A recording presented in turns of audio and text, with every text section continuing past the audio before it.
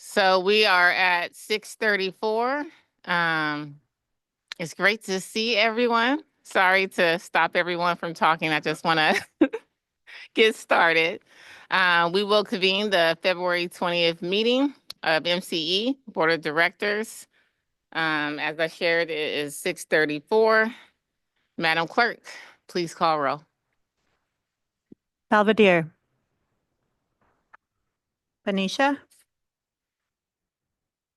Concord. I am here. Thank you. Contra Costa County. Contra Costa County. Yes. Oh. Here, present. Oh my goodness. I'm waiting on Pittsburgh, Corte Madera. Here. Thank you. Danville. Here. El Cerrito. Fairfax. Here. Fairfield. Hercules. Here.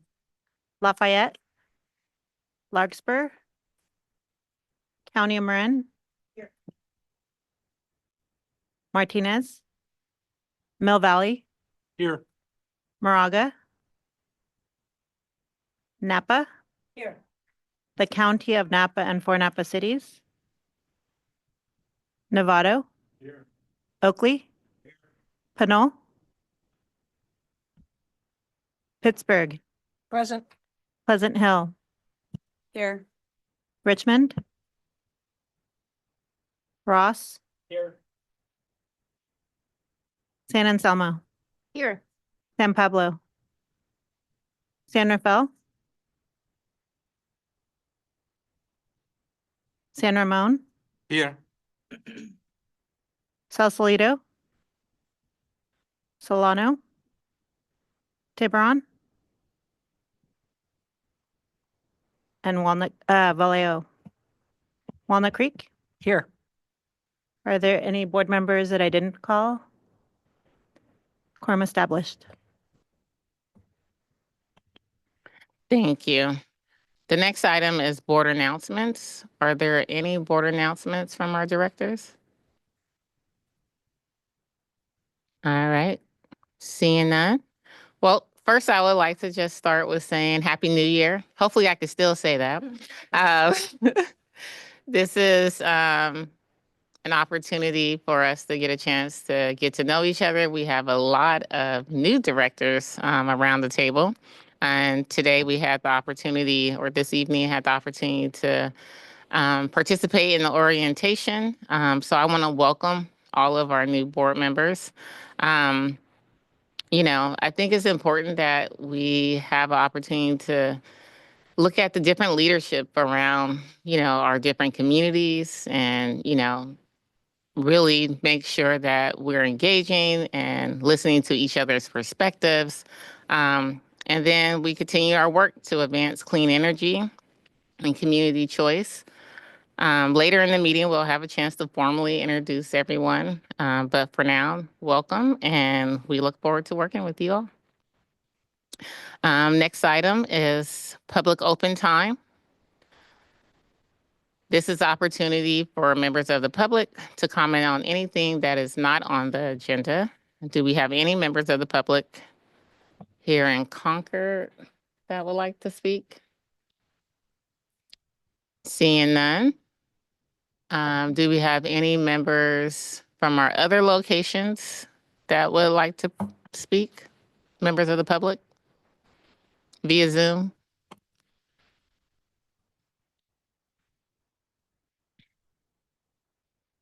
All right. Seeing none, we will move on to agenda item 4. A report from our CEO.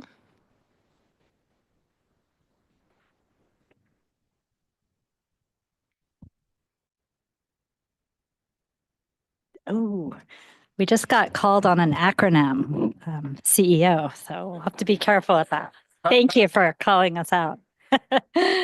Good evening, everyone. Thank you so much for coming. I have just a couple of items to run through this evening, and let's see where. Oh, yeah, let's go to the next slide.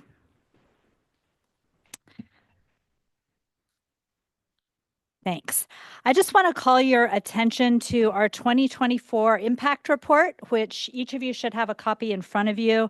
This is a summary of our accomplishments from last year, and when you add them all together, it's a lot to digest. The main ones I want to call out here are 500,000 metric tons of greenhouse gas reductions, 975 megawatts of new renewables, over 6,500 green jobs supported, 400 new workers trained, and I think the biggest one that is pretty mind-boggling, that always shocks me when I see this growing number, we've committed $3.8 billion to new renewables in California. So pretty exciting.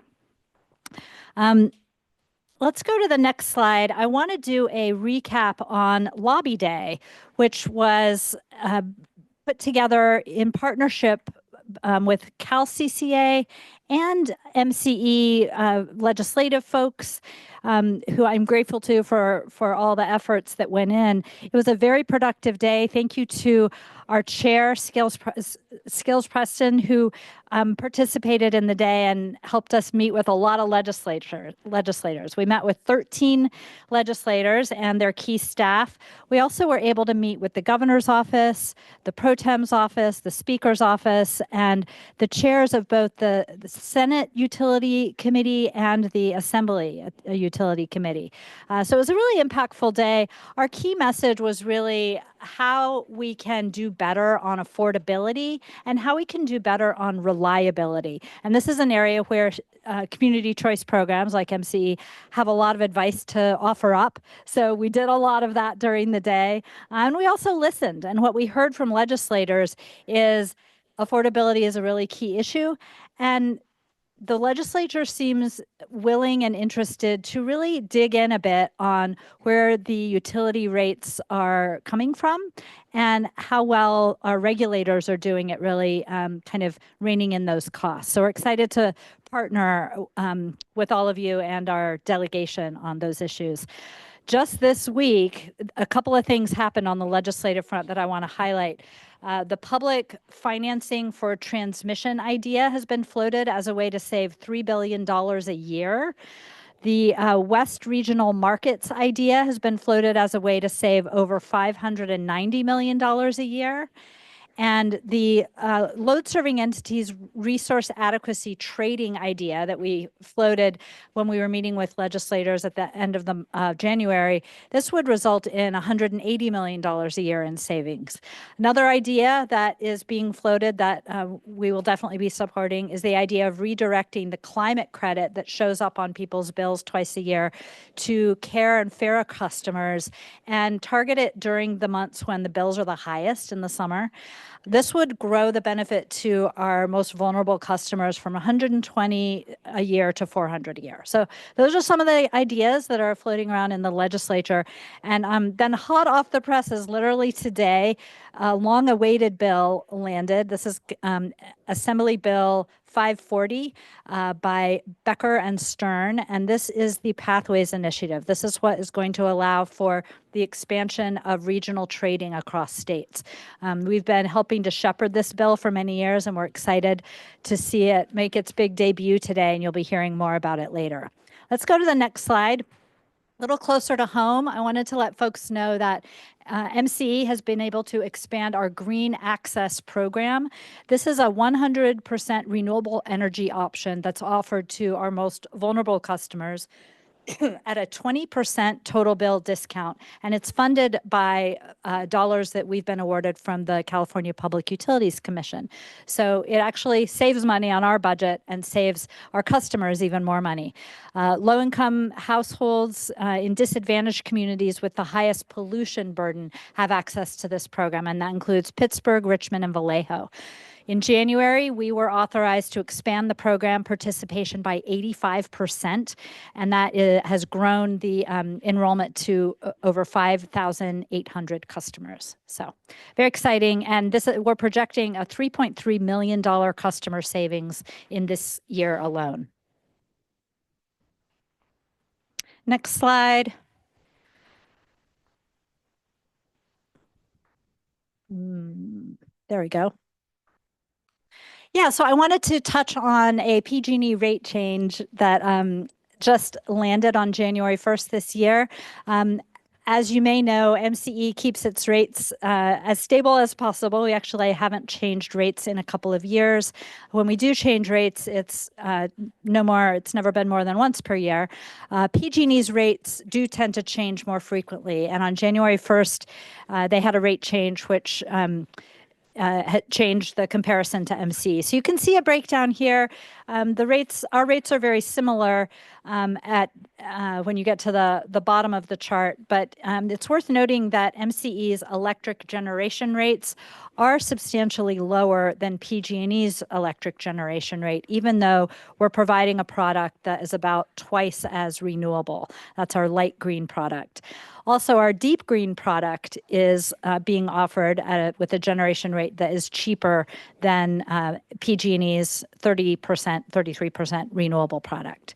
And you'll see that along the top line of the chart here, electric generation. But when you add on PG&E's electric delivery fees and I should back up. The electric delivery fee is the same for all customers because customers are paying that whether they're with PG&E or with MCE for generation. But the added PG&E fee is also known as the exit fee or the power charge indifference adjustment or PCIA fee, does cause an impact that results in a total bill that is a little higher for MCE customers compared to PG&E.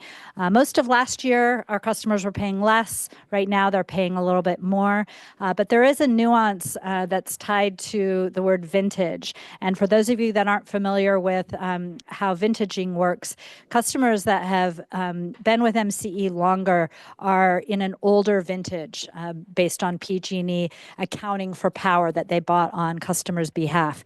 And I won't get into the weeds, but I will say that for customers that joined before 2018, they are paying a bit more. For customers that join after 2018, including our new enrollees in Hercules, they will be paying less. So it's a little confusing. If you have questions, feel free to reach out offline. We're happy to help. This cost comparison is also available on our website to help customers. And let's go to the next slide.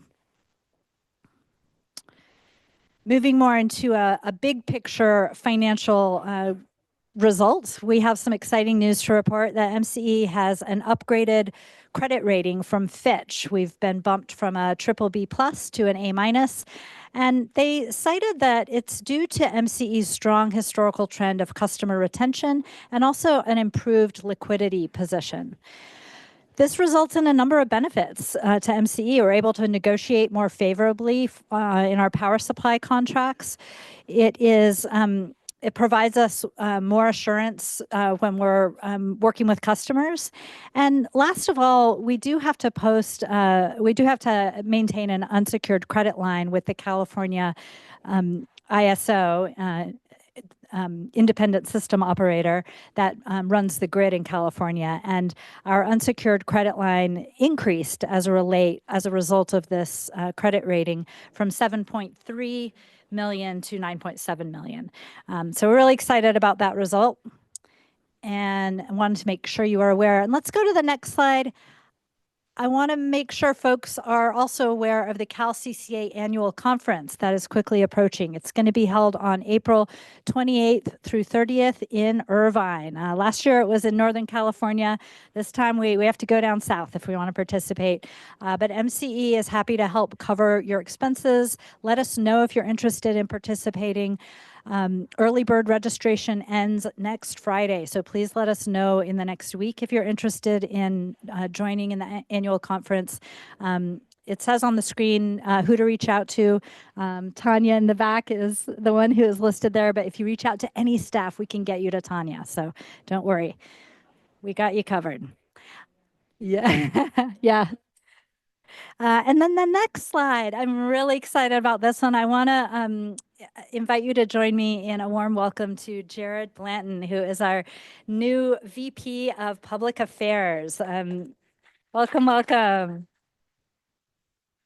Jared joined us last year and he oversees marketing, communications, community engagement, and business development, and is a Richmond resident, bringing a lot of experience in the field. And Jared, do you want to say anything before we move on?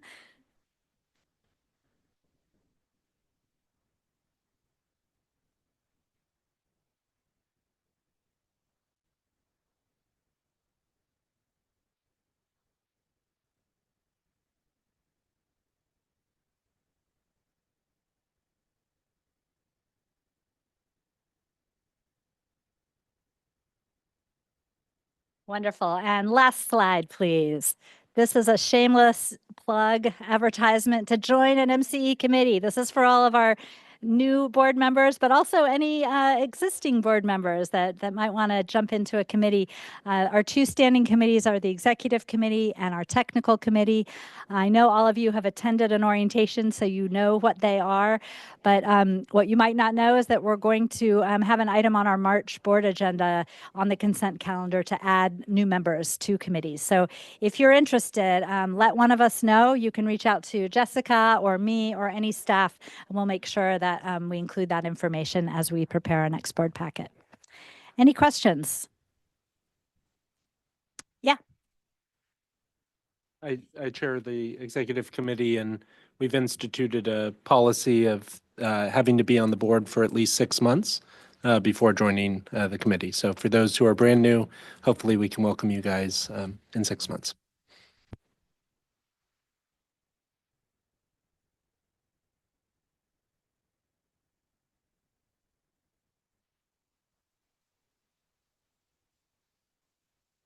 So, thank you.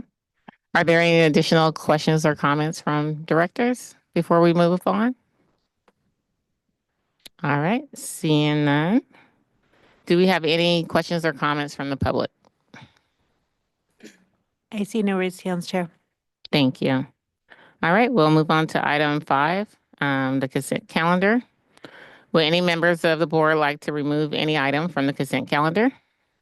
Yes. The agenda the agenda that we're approving, there's a name on there that my name was missed, that's all. Oh, yeah. If you could repeat what you just said. I can do that. I'd like to pull the item just for the agenda that's being approved for the previous meeting, or rather the notes, because my name, they switched the alternate with my name. So Alex's name is there. He was not present. I was here. Just want to swap the name out. So you're just, I'm sorry, I have this tendency to take over my desk. So Don, So we'll be pulling item C1, correct? yes. Director Bailey, thank you so much. Thank you. And apologies for the error there. Thanks for pointing it out. Do we have a motion to approve Move to the, approve the rest of them. I'll second. Barbara Kohler, Fairfax. all right, so we have a first and a second. Concord, Yes. Yes. Can we approve the meeting minute with just his suggested or requested revision? Since it's so. Don, would that be possible?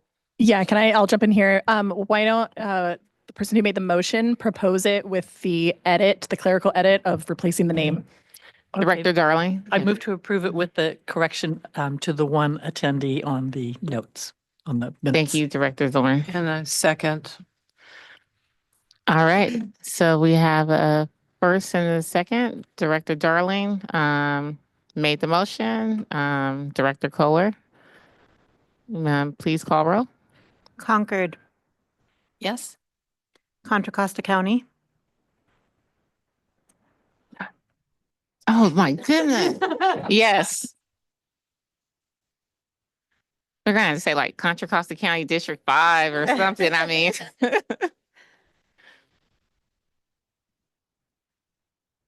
Corte Madera, Yes. Danville, Fairfax, Yes. Fairfield, Yes. Hercules, Yes. Lafayette, County of Marin, Yes.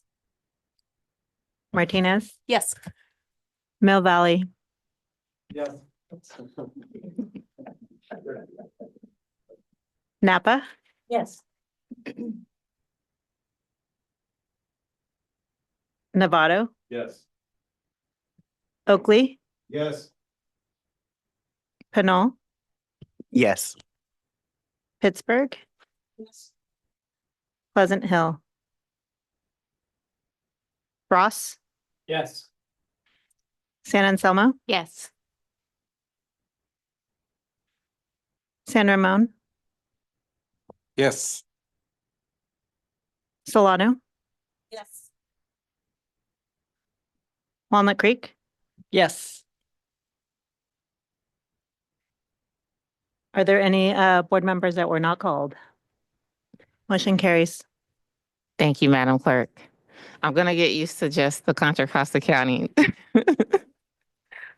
All right, moving on to item 6, board introductions. I'll turn it over to you, Dawn. Great. So first of all, I just want to acknowledge this is really the first time since COVID or since a board retreat that we've had a board meeting all in one location. So big thanks to everyone for making it here. We're going to do a quick round of introductions. If you can just state your name and jurisdiction.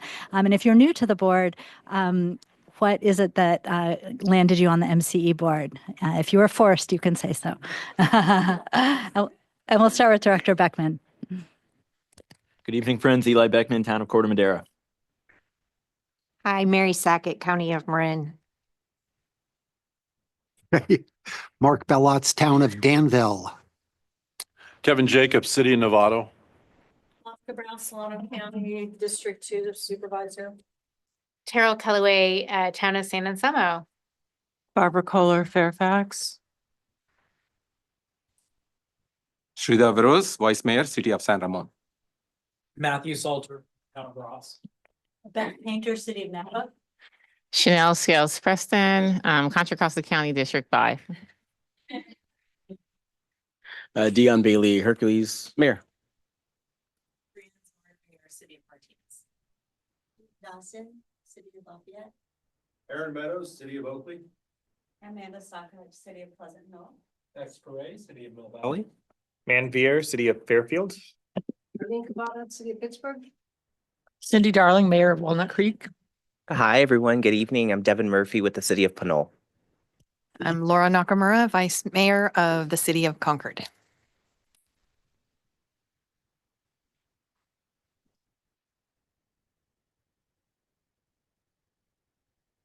Do we have any alternates that are still here?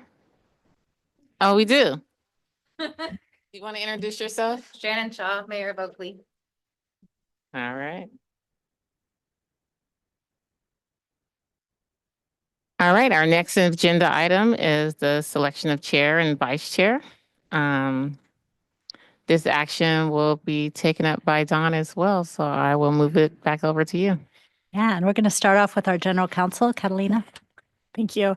Good evening, everyone. So just a quick recap here. The selection of a chair and a vice chair under our operating rules require an in favor vote of 20. So however many candidates that we'll be addressing tonight, it'll be a number of 20 to get that appointment to happen. And if we have just one candidate per position, we'll do a yes or no vote. If we have multiple candidates, we'll be a vote of say the name of the candidate that you would like. That's it. Done. Great. And we have two nominees that I want to give an opportunity to say a little bit about. We have our existing chair, Chanel Scales Preston, who may want to say a few words about why she'd like to continue as chair. And then Gabe Quinto, who is currently vice chair, is interested in continuing as vice chair. And unfortunately, he's in Rancho Cucamonga today, helping out with Cal Cities, where he serves as first VP. So I'll say a little bit on his behalf that he sent to me. I want to pause, though, and see if there are any other nominees that we weren't expecting. Okay, great. And so now I'll turn it over to our chair to say a little bit about her interest in continuing in the role for another year. Thank you. Well, I must say, serving as chair for me, with everything I do, has always been about community. That's how I lead. I have shown that with serving on the city council and now in my new role as county supervisor. And with being on the board of MCE, I have, championed that and displayed that within our communities. We had Tom Butt here earlier, and he was sharing as being the ambassador for MCE. And we have done some wonderful things. I do have concerns to see what the future might look like with our new administration, but before that, we have been, able to get a lot of grants, and I have been involved in that process with all the community project fundings that we have received from both of our members of Congress here in Contra Costa County, and even support from some of our state legislators as well. It was nice to be in Sacramento a couple of weeks ago. I miss you, Devin, being there with me. But I think the difference there is that I actually have a lot of relationships with the different electives. And so I think it was really helpful in the room to be able to share that perspective and also just have them relax and just have a regular conversation because it's a friend, right? And so it doesn't always have to be about business. But I would love to continue to serve if you all will still have me as your chair. Thank you.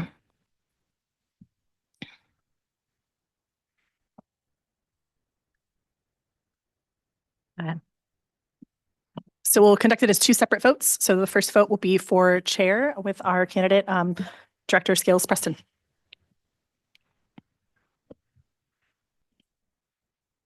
Concord, Yes. Contra Costa County, Hell. Yes. Corte Madera, Yes. Danville, Yes. Fairfax, Yes. Fairfield, Yes. Hercules, Yes. Lafayette. Thank you. Thank you. County of Marin, Yes. Martinez, Yes. Mill Valley, Yes. Napa, Yes. Novato, Yes. Oakley, Yes.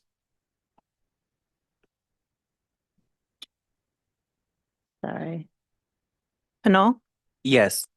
Pittsburgh, Yes. Pleasant Hill, Ross, Yes.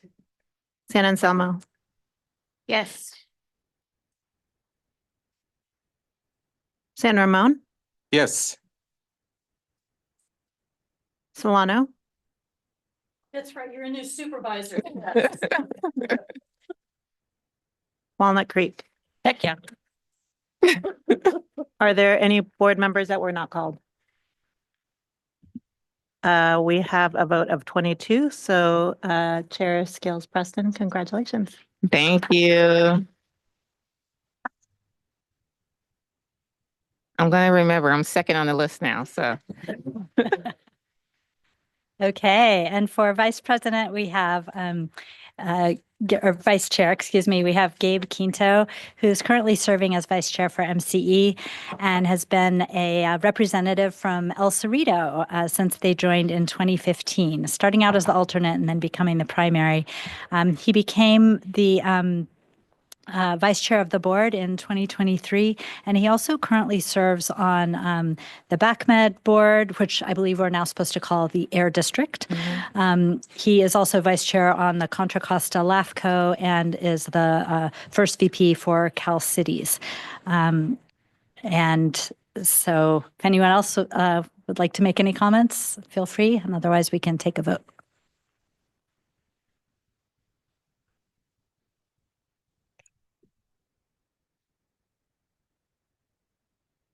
Concord, Yes. Contra Costa County, Yes. Puerto Madera, Yes. Danville, Yes. Fairfax, Yes. Fairfield, Yes. Hercules, Yes. Lafayette, County of Marin, Yes. Martinez, Mill Valley, Yes. City of Napa, Yes. Novato, Yes. Oakley, Yes. Pinal, Yes. Pittsburgh, Yes. Thank you. Pleasant Hill, Ross, Yes. San Anselmo, Yes. San Ramon, Yes. Solano, Yes. Walnut Creek. Yes. And were there any other board members that were not called? Thank you. Benicia. Yes.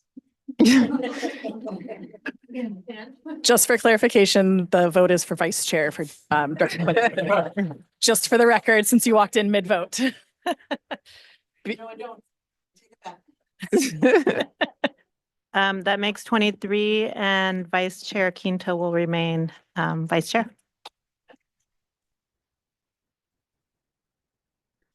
Thank you all again. All right, moving on to item 8. It is a proposed resolution accepting the grant from the California Energy Commission. Alexandria McGee, our VP of Strategic Initiatives, will be introducing this item.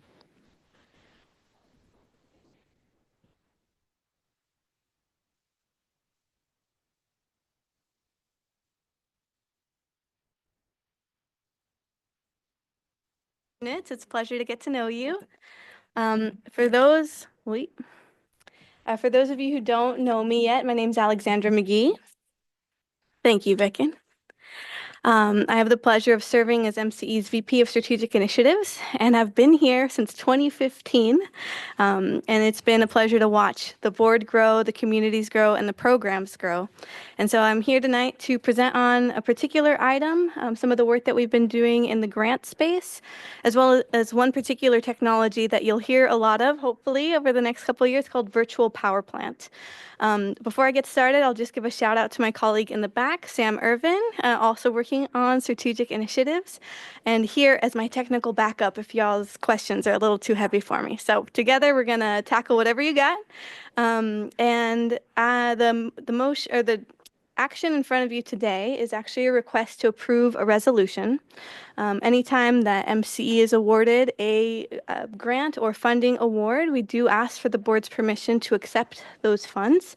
And so this is pretty normal matter of course. However, we wanted to provide some technical background to help provide the context for understanding what the money is going to be used for. So the request is to accept a resolution that allows for us to receive money from the California Energy Commission for a grant that was recently awarded to MCE called VPP Flex. And I know we're trying to avoid acronyms, but that's what they named the grant. So I'm not responsible for those acronyms. So VPP Flex, in shorthand, is the shorthand we'll be using for this grant in question. We've developed a PowerPoint presentation to explain what will be happening beneath that grant if selected to receive those fundings. Can we go to the next slide, please? Excellent. So the VPP, Virtual Power Plant, is a novel concept in the industry. It's getting a lot of support, and you'll be hearing a lot about it as being a solution to resiliency concerns and grid concerns, but by using items that are behind the meter, as in your home, in your business. Things like smart thermostats or a battery or EV charging, even how we heat water. You could have a heat pump water heater that's grid smart. We can use grid smart perhaps as shorthand here. The history of this grant is that it is actually a follow-on from funding that a group of partners was awarded in the early 2000s. In the early 2020s. MCE was brought into this grant in May 2022, so we've been in it for a couple years. We joined a $5 million grant from the California Energy Commission to build a virtual power plant within the city of Richmond. So this is a pilot project. It is specific to Richmond. We have built a energy tariff, and again, very specific to Richmond. We've been installing devices like the ones I mentioned before all throughout the community. And the goal here is to provide resiliency, grid benefits in a way that is clean, sustainable, and affordable to specifically low-income households who may not otherwise be able to access this sort of technology. What we'd like to do with this additional grant, VPP Flex, is to expand it from the pilot and take all the lessons that we learned during that pilot to serve all MCE member communities. I love the love happening in the back there. All good. The world needs more of it. It's okay. So what we'd like to do with this funding is to expand from the pilot city of Richmond to other MCE member communities by expanding the availability of these devices and the contributions that they have towards grid health. Can you go to the next slide, please? So this is where a little bit more of the technical depth. I think historically, load-serving entities like MCE have had a single tool at our disposal to provide grid support. If there was increased in demand, we met it with increased supply. And that was kind of the only direction we could go.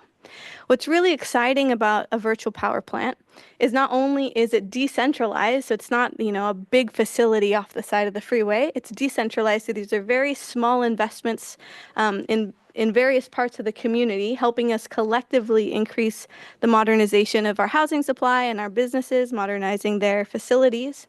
But it does so in a way that provides a resource that would otherwise be a large centralized supply, like a hydroelectric or a wind farm or a solar farm.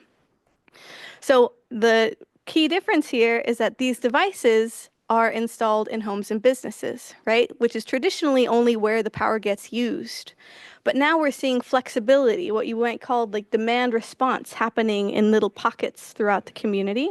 And the virtual power plant allows for essentially an upward movement of this right side of the pendulum in a way that relieves some of those demand pressures without having to build significantly large centralized supply.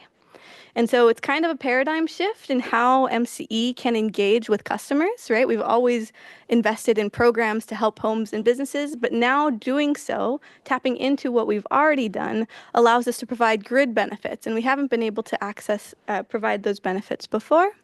And then lastly, it also does connect various parts of MCE together.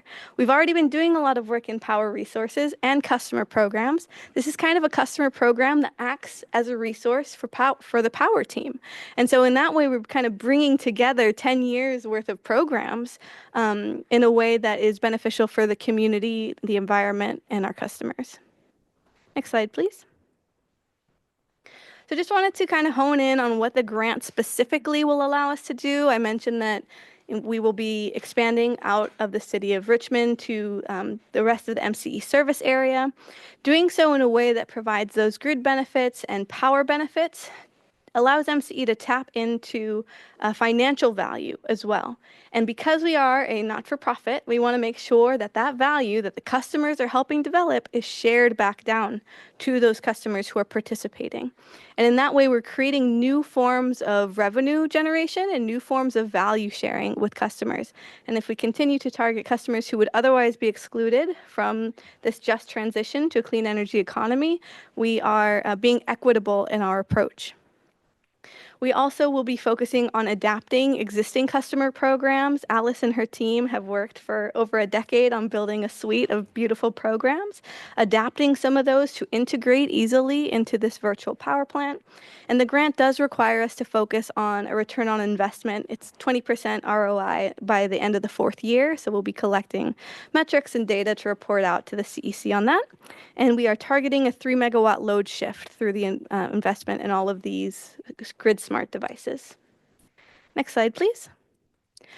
So just a peek behind the curtain, the pilot really was very concentrated on a few number of staff to demonstrate proof of concept.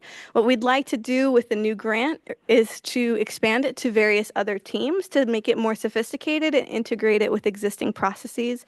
So there's just a description of how various teams would be contributing to this effort internal to MCE. Next slide.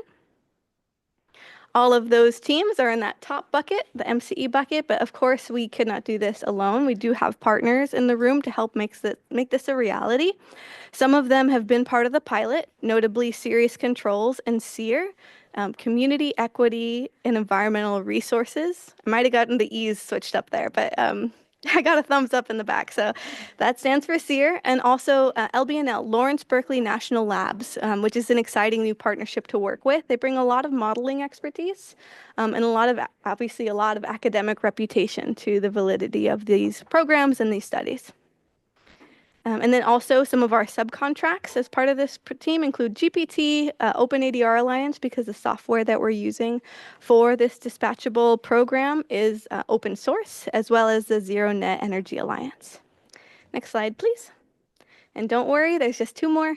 So this slide essentially just goes to show how we are trying to tap into the customer programs that have already been in operation for many years to develop resources and install these devices in the community to create these grid smart load.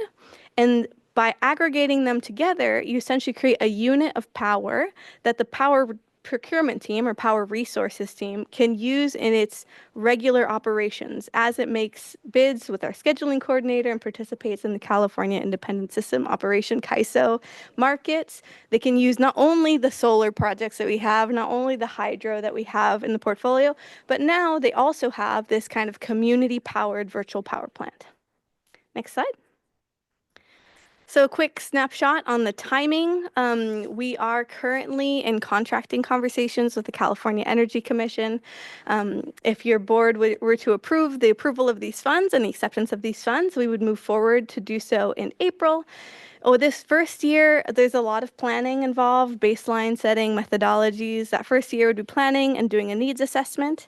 And then 2026 would be community engagement, enrollment, the first CAISO bid. So sorry for that. There's a typo there. It should be CAISO instead of CAISE. Though that sounds fun too. There's also some data management, but just kind of to temper expectations as to when we'd be out in your communities doing these enrollments. And then the grant is currently expected to complete in March 2029. I believe that brings me to the end of the deck. And between Sam and myself, we're happy to answer any questions. Can I just? Supervisor Brown? Yes. Monica? Mm-hmm. And it also is a very, very poor community. So who would I contact? How would I make this happen so I can take care of my folks? I love that. Me. You can. We haven't sent out an email. I think we will be definitely keeping the board appraised. Right now, we're still in contracting. So there's plenty of other programs that we would love to offer you that are live right now.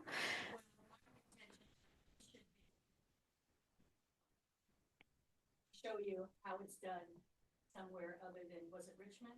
The pilot was in Richmond. Yes. And Director Brown, can you make sure your mic is on so that we can, thank you. Yeah, when you teach school, you don't use a mic. Yeah, so, yeah, and I understand why. Thank you, Chair. So the key would be when we get this going, I would love to be the pilot in Vallejo. And we know poor Martinez, I'm so sorry with everything that went down, trust me. And so we have a lot of issues, refineries being one of them. So whatever we can do to keep our people inside, cool, but generating what you're talking about, that is what I want. And also I'm on the, what is it, what are we calling ourselves now? BAD. So Oh, I the serve air on district. BAD. Yeah. Yeah, Yeah. I heard they went from back mud to bad, but we'll call it Exactly. air I district. call them BAD. I mean, look at who's on. Yeah, they're great. Wonderful. Thank you. And I am. Director Beckman. Thanks. Just a couple quickies, and thanks so much for the great presentation and exciting program. First, I should totally know this, but you said we're targeting a 3 megawatt load shift. How significant is that? Good question. I would say some of our feed-in tariff projects are about that size. Okay. You know, where we do play a premium for local generation. Our feed-in tariff ranges from about 1 megawatt to 5 in general. So 3 would be a medium-sized fit project. Great. Thank you. I think just one other question. What, if any, is the intertie between a VPP and like resilience around, say, like power outages, or if there's, if there's like partial, a grid going down partially in an area, or like if jurisdictions start to set up microgrids, does that start to chop up the grid in a way that hampers a VPP? Such a good question. I'll do my best to answer that briefly, which is that let's start with the most individual level, just a single home. Some of the resources that we're offering include home batteries. So for those customers, their home will remain with power. They will be able to self-generate their power from their home and solar if the grid goes down. So that's individual. If we go one level out to like the neighborhood, the collective devices working together do provide resiliency at that local level to minimize the possibility of a brownout or blackout based on those local constraints. That is very difficult to monitor because MCE, we don't do distribution. We're not a distribution entity, but that's kind of our contribution. And it really starts to demonstrate dividends once you get to a certain scale, right? Like if it's just a couple households, we're probably not going to be able to do a lot of grid stuff, but the potential for the homes and businesses to participate throughout MCE service area. You know the number off the top of your head. I think there's like 63,000 solar homes. 83,000 solar homes. If all of those had some kind of grid smart device, we're really looking at like significant contributions that we could make. Yep. Martinez?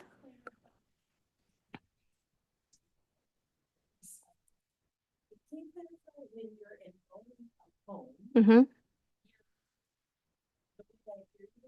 this is that you're not offering the infrastructure like solar. They have to already have some sort of generating capacity. Is that correct? For the Richmond pilot, let me just one second back, which is that MCE for many years, from 2012 to 2022, I think, had a partnership with Grid Alternatives to install solar for low-income customers. So we subsidized the cost for those solar panels to be put up. For the pilot, we went back to those existing customers and said, hey, we helped you with this. Can we help you squeeze more juice out of it? I think we could help you if you had some more grid smart devices. So for the pilot, that was a threshold for their participation. That's not a requirement for the expansion of the grant. So if it's not, I was expecting you to say yes. So if it's not a requirement, how will those homes enroll? Do they have to pay for solar? They enroll in the program and then pay for their own solar? You can have an EV charger without a solar. You can have a heat pump water heater without solar. Some of the resiliency benefit does reduce if you can't self-provide for, then you're not refilling a battery, for example. But there are other benefits to participate in the VPP, even if you don't have the battery to hold you over through an outage. So anyone in our communities could potentially enroll? Certainly. I mean, I think there's about 20 different programs that the customer programs currently offers. There's various pathways to MCE. Maybe you're looking to transfer your car, like go electric with your car, heat pump water heater. We're trying to open as many doors as possible so we meet people where they are, and then they can come through that door and then eventually get into the VPP. Does that make sense? We're meeting them at the resource that they need most, rather than trying to sell them on an idea of the VPP. Director Salter? So this is a question that just is very, very exciting. Oh, good. How is MC and thinking about the split between the grant money and the direct costs to MCE? So in here, it's a 50-50 split. Down the road, when grants might become dry or, pullbacks, we were just talking about the administration, change in administration, we're still hiring people. So in this budget, it looks like 2 million is roughly direct labor costs and fringe benefits. How do you think about that as an ongoing expense past the grant date? Yeah. The grant is over. Do you think about, well, we'll apply for another grant, or if money gets pulled back, how does MCE think about the contingency of having to pay for the staffing? And so in the upcoming budget, there's more staffing increase for these programs.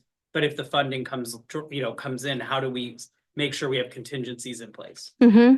Great question. And I'll go back to that bit that I shared about generating additional revenue streams. So there is certainly upfront costs with building the software and installing the hardware. So a lot of the hardware is covered by existing California Public Utilities Commission funding through the programs. The software we're building in partnership with the Serious Controls Group. We're building it in with a license in perpetuity to MCE, and it's integrated into our data warehouse and platform. So once that's built, the costs become ongoing costs.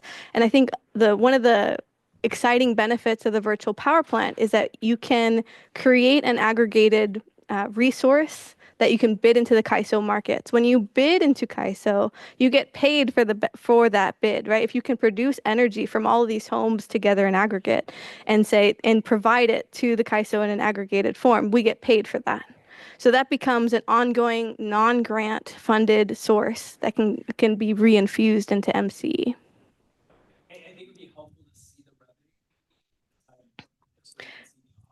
Definitely. And part of that 20% ROI by year 4 is developing the methodology to show those numbers. Yeah. Mm-hmm. Director Darling? I'm just curious, are we going to be focusing just on residential, or are we also looking at commercial as VPP? Both. Great. And within commercial would include municipal. Okay. Thank you. Mm-hmm. So do we have any piggyback on Matthew's question, right? So do we have any timeline when we'll be getting this 20% ROI so that we can continue? End of year 4 by the grant. So March 2029 is the current timeline for that. Thank you. Mm-hmm.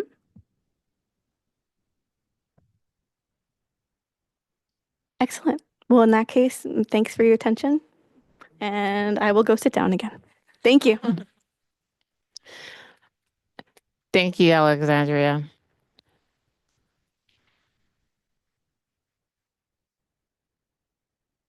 Great presentation. I know Director Kohler had a question before she stepped out, but perhaps she'll be able to ask you when she comes back or after the meeting.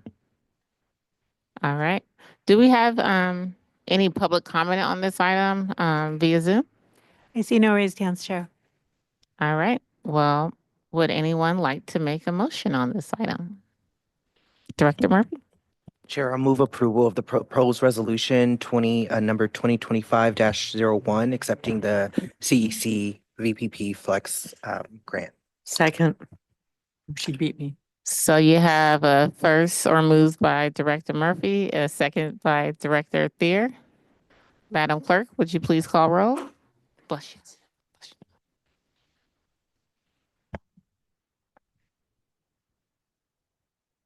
Phoenicia, Yes. Concord, Yes. Contra Costa County, Yes. Corte Madera, Yes. Danville, Yes. Fairfax, Fairfield, Yes. Hercules, Yes. Lafayette, County of Marin, Yes. Martinez, Mill Valley, Yes. City of Napa, Yes. Novato, Yes. Oakley, Yes. Pinole, Yes. Pittsburgh, Yes. Pleasant Hill. Yes. Thank you. Ross, San Anselmo, Yes. San Ramon, Yes. Walnut Creek, Yes. Fairfax.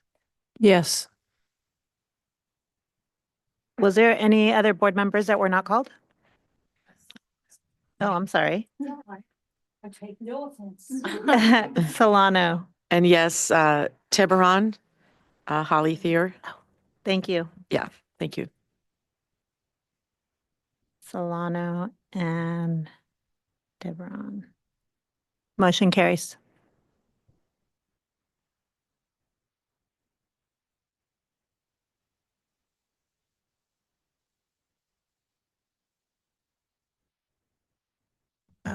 Actually, no, I was turning on the mic so that Matthew could be heard on the recording. Okay.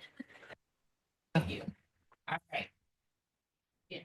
Sorry. I just wanted to say it was a really great presentation and thank you for all your work. I'm very excited about this. So thank you. Excuse me, Chair. Your mic's not on. Thank you. See, I had a red light here. I thought that was the light. All right, moving on to item number 9. Is MCE 2025 priorities. Don will be introducing this item as well.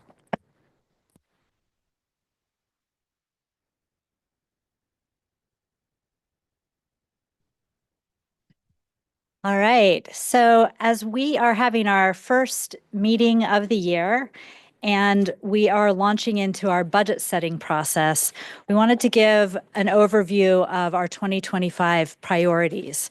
And for those of you that are new to the board, we do our budget setting typically beginning in February with a bit of a preview of some of the key levers in the budget. And then in March, we move into a more comprehensive budget review and approval. But this presentation that I'm about to launch into here is to really take a step back further and look at the why behind our budget. So let's get started. Let's go to the next slide. One of the foundational building blocks is our vision and our mission. Our vision is to lead California into an equitable, clean, and affordable and reliable energy economy. And our mission is to confront the climate crisis by eliminating fossil fuel greenhouse gas emissions. Let's go to the next slide. We have in place a strategic plan that gets refined every year. And the purpose of the strategic plan is to align MCE's mission with the needs of our communities. It's a roadmap that really guides everything that we do. And it has several focus areas: energy services, customer programs, equity, community engagement, and risk mitigation. The strategic plan is included in your packet, so you can dive into the weeds anytime you want to go back and look at what it is that we're focused on. Let's go to the next slide, and I'll highlight. Got a little bit of an echo there. 7 goals I want to highlight in our strategic plan: advancing renewable energy and equity-informed policies with a special eye to make sure we're not leaving historically underrepresented communities behind. Number 2, being a leader in affordability and advocating for fair rates. Number 3, innovating with new technologies, like we just heard about from Alexandra, but also energy storage, electric vehicles, renewable green hydrogen. Number 4, making sure that we are prioritizing programs that shift load away from the belly of the duck that Jamie was talking about during our orientation. Shifting load away from 4 to 9 p.m. allows us to align our generation shape with our load shape. And that's powerful because that saves us money and it saves our customers money. Number 5 is strengthening the Western energy market. And that's something that is tied to the bill I mentioned, AB 540. And it will allow us to sell extra renewables when we have too much on the grid, and it'll allow us to have access to renewables from other states more easily. Number 6 is amplifying our impact so that we can grow our impact beyond our own footprint.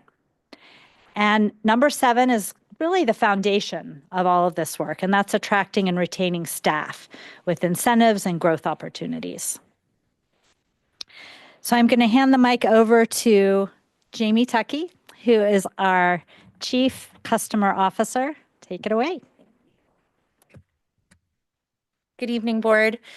So I want to talk a little bit about affordability, which is something we've been talking a lot about for several months. You probably are having conversations with friends and family also in terms of energy affordability.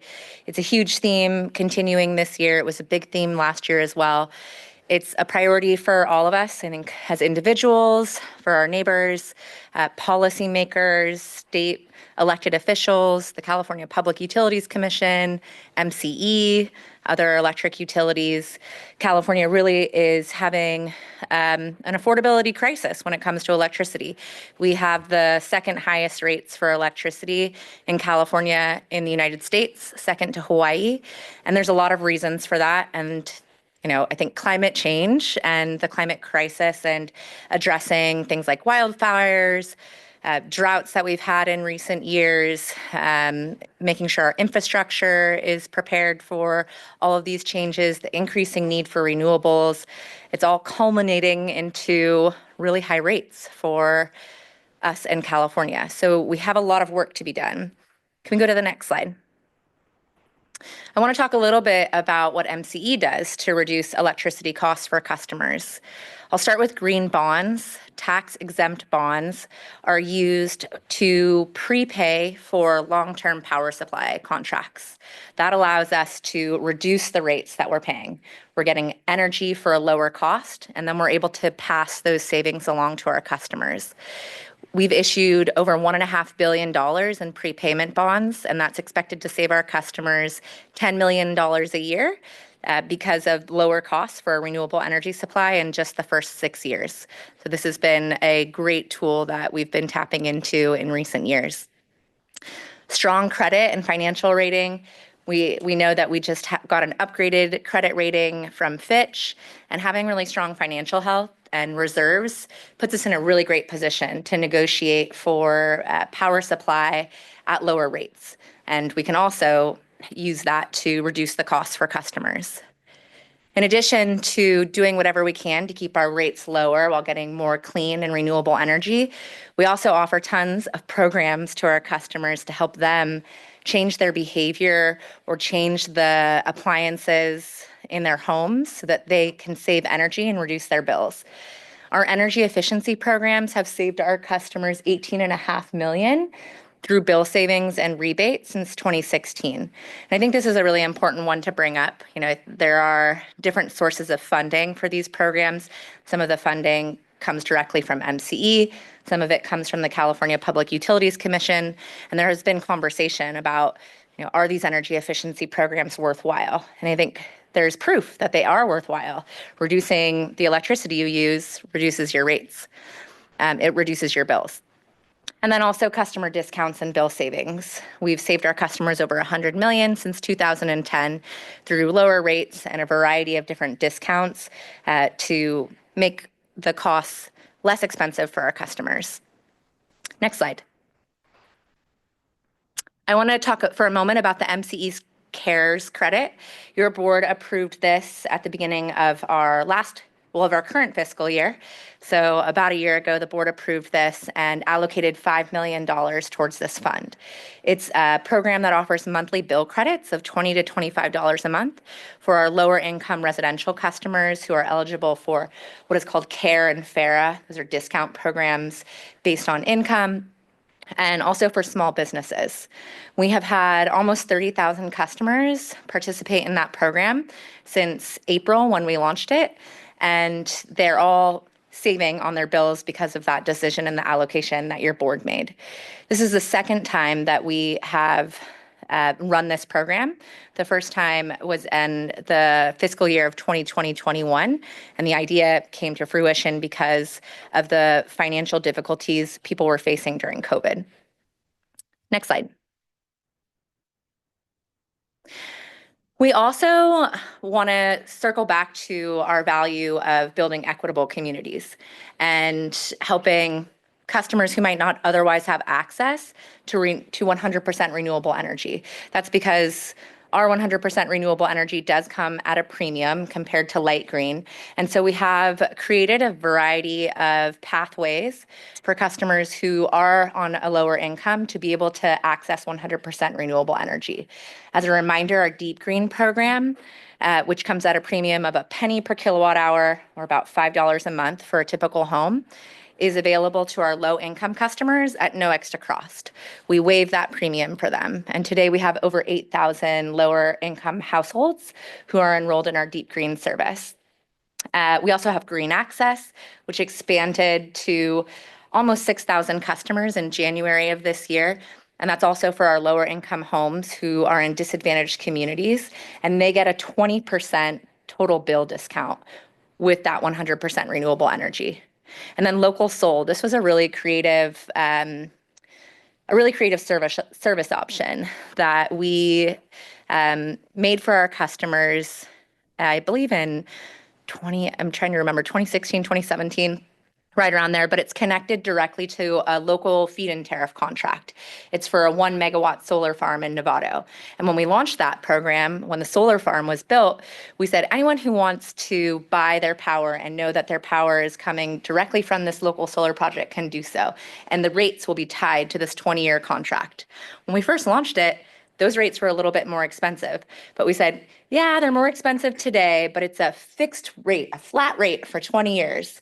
So sign up and we'll see what happens. Well, now Local Soul for the last 2 years has been the least expensive service option in our service area for anything. So light green, deep green, Green Access, and PG&E as well. So I'm really happy that we're able to create these pathways to support customers who might not otherwise have access. And today there are over 14,000 people who are lower income households who are getting 100% renewable energy at a discount. And next slide. I'm going to pass it on to Maida.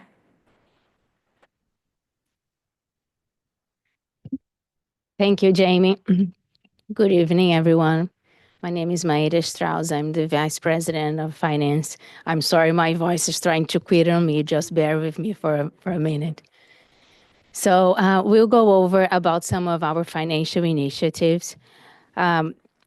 First and foremost, it's managing our investment portfolio according to MCE's investment policy, following the main objective of safety, liquidity, and return on investment in this order of importance. Then we, as Dawn mentioned earlier today, securing a strong investment grade from global rating companies such as S&P Ratings and Fitch Ratings. Other item is ensuring fiscal strength through effective rate setting and program evaluation. Creating and funding an operating reserve fund, which might help us on years without strong results. Negotiating tax advantage agreements to reduce power supply costs, such as the electricity prepaid transaction that the green bonds that Jamie just mentioned. Lastly, but not least, securing a $60 million credit line with Royal Bank of Canada. Thank you. Can I ask one question? What's our total investable capital? Um, we have, I have to double check the numbers, but it's close to 300 million. That we're able to invest into like public-private markets or just public markets? So all of our investments, they are according to our investment policy. And we send I send a treasury report every month to the board. And it lists all the investments that we are allowed to invest and that we are able to utilize. So, and the total amount, I believe, is now 280 that we can utilize. Off the top of your head, do you know if we have any holdings in private capital markets at all, or is everything tied up in public markets? No, we have some, yes, yes. Thanks.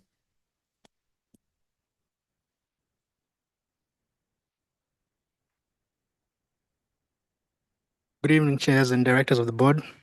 My name is Johnny Kipiator. I'm a member of the Power Resources team, and I'd like to take you through some of the key drivers for MCE's power costs. Next slide, please. To begin with, I'll highlight the four main driving costs for power. And first is the power availability and the increasing costs underlying behind that, the regulatory and policy changes, then the renewable energy curtailments, and finally, market exposure for load and generation sheet. I'll be taking you through each one of these systematically, starting with power availability and the prices underlying there within. Next slide, please. According to the IPA baseline forecast, the statewide electricity demand is slated to increase by 40% by 2040. And this is powered by various factors, including electrification of vehicles, building electrification, and a myriad of other factors that I wouldn't want to go into in this specific meeting. But to continue from there, on the backdrop of this increase, some of the challenges that we are facing include interconnection delays, limited transmission deliverability, and this is separate from the interconnection delays in that this applies to resources that are readily to come onto the grid but cannot connect due to capacity shortages and developments on their about. There's also the procurement mandates. For the new board members, we've just come off of multiple midterm reliability procurement mandates that have been released by the CPC over the past few years.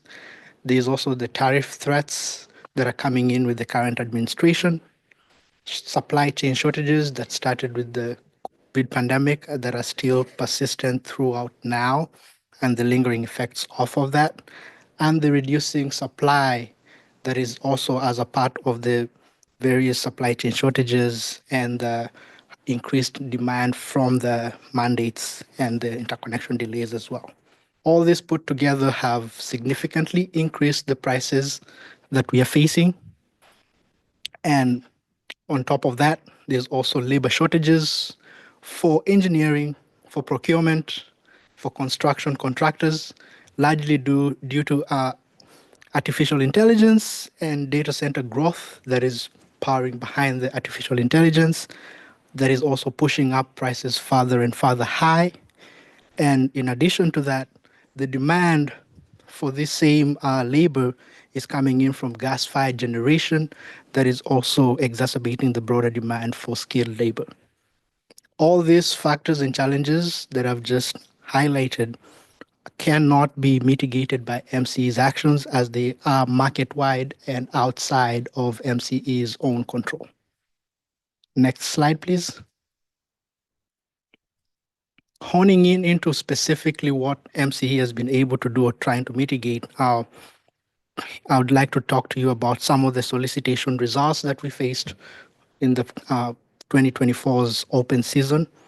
And firstly, there's been reduced amount of significantly there's been a significant reduction of viable projects from 2024 as compared to past years. And this viability is based, or rather we look at viable projects based on one, how they are able to align with our needs. And so the limited options that we've been able to see based on the supply portfolio that is needed to meet our demand has significantly reduced.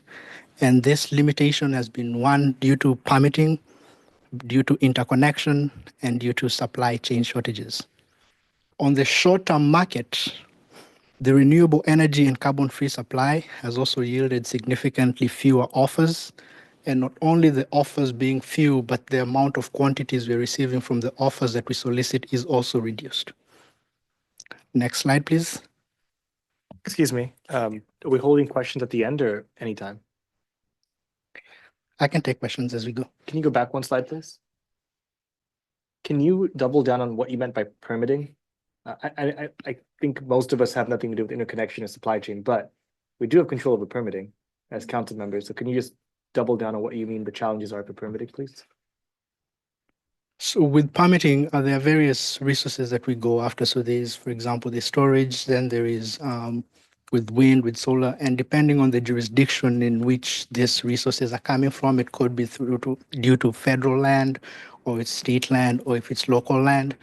There's the different permitting processes that are required in order to secure the resources from the limited, or rather from the beginning of it to where through the development stages, there are several permittings in place. And so what we are facing when we're dealing with our developers is that some of those permittings, because of one, the areas where there is availability for building, there's also higher demand. And so there's a lot more resources that are looking to get those permits. So there's also delay in that.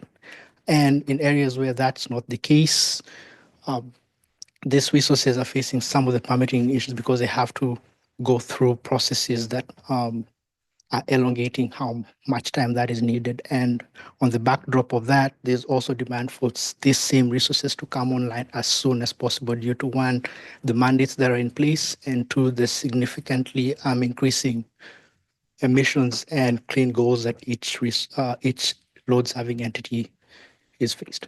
So along that process, who is the least efficient in permitting? State, federal, or local? Yes. I would like to answer for that, but I don't have that information with me currently. And are the cities faster than the state and federal, or no? I just wanted to add one other example. You may be aware at Solano, for example, the county of Solano has currently a moratorium on battery storage. So that's an example of where a local policy or the way permitting is set up to either streamline or not streamline different technologies, that can have an impact on the ability of projects to get built. But we haven't done an analysis to determine who's more of where the barriers are concentrated, whether it's at the local or statewide level. Sure. Just But it's a great question. the one thing we have some control over. So there's a way that cities can become more helpful.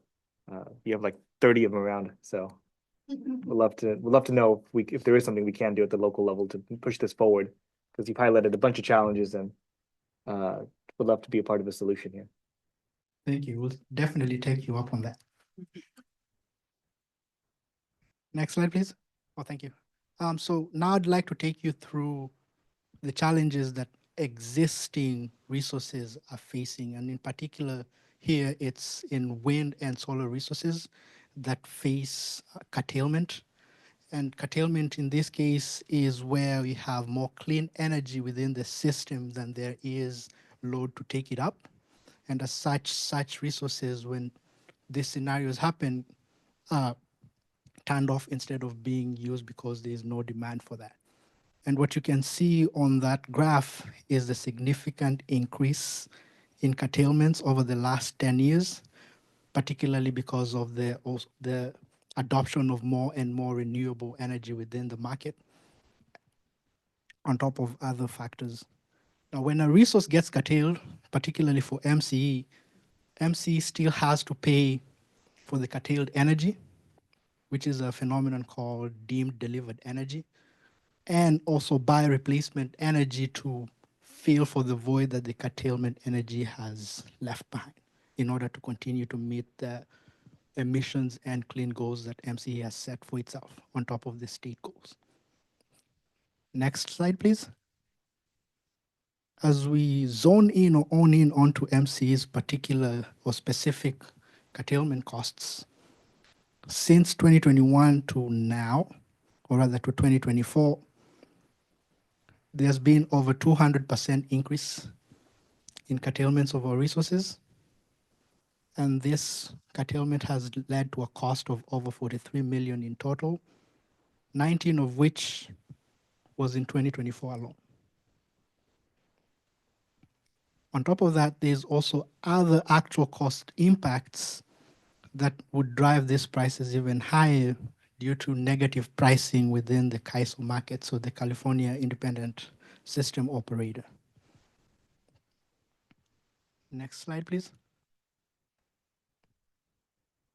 What you see here on the graph is what is famously known as the California duck curve. And as you can see, it's been getting lower and lower from 2020 through 2024. And in 2024, it actually went negative between the middle parts of the day. That means there was more supply than demand within those hours. And this curve is slated to get deeper and deeper. The resultant effect of this is that resources that generate during the morning and evening peak hours are becoming increasingly important. And the lower prices that are effect of the reducing and now negative demand in the middle of the day is reducing the overall value of MCE's solar resources. Next slide, please. Having gone through all the challenges that I just highlighted, there are several factors that we are putting in place to mitigate for these risks, including one, cost impacts. This is being mitigated by building operating reserves to help stabilize the rates and protect customers from the market volatility that we are faced with. Offering discounts and programs to help customers, especially with lower incomes, reduce their bills. Enrolling in more prepay renewable purchase agreements through the green bonds that was highlighted by Jamie to help reduce the costs further down.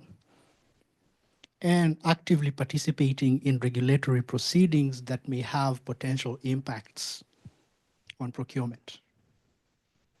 As for curtailment, MC is using bidding strategies that can minimize the curtailment itself and the cost of replacing the energy.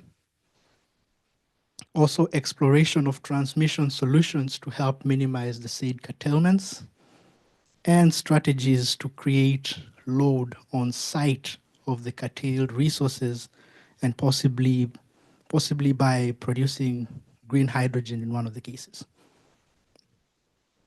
On top of that, in terms of aligning the demand and supply in order to reduce these market exposures, MC is prioritizing power purchase agreements that can deliver energy in the evening peak hours and are dispatchable. And it's offering customer programs to align demand with supply, VPP being one of them that was earlier highlighted. Next slide, please. In addition to that, MC is also considering asset ownership to help mitigate these risks. Ownership allows for direct control over project configuration and location in order to help reduce. One of the ways this helps is that by choosing a better location, you're able to reduce the risks of being curtailed. It also offers operational flexibility to optimize for market revenue and adapt to changing circumstances or regulatory changes. This also offers the ability to add generation or storage capacity on site, and it provides long-term cost certainty. In addition to that,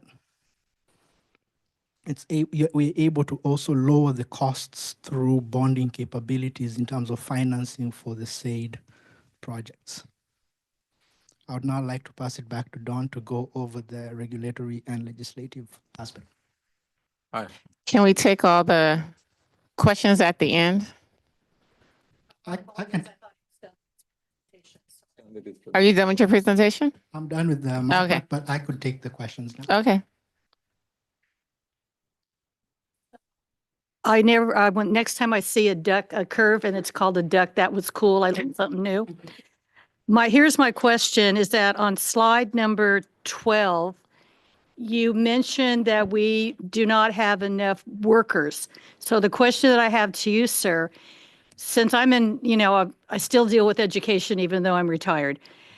What I need is that if you can find out what our students need, because we're looking for CTE.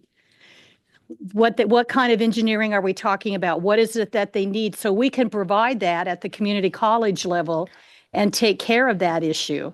So if there's a way that I'm assuming we're looking at a minimum of an AA, or are we looking at a BA or BS in order to get hired? So if you could look through and just list what are the courses that our kids need, we can bring that to the table so we don't have that particular issue.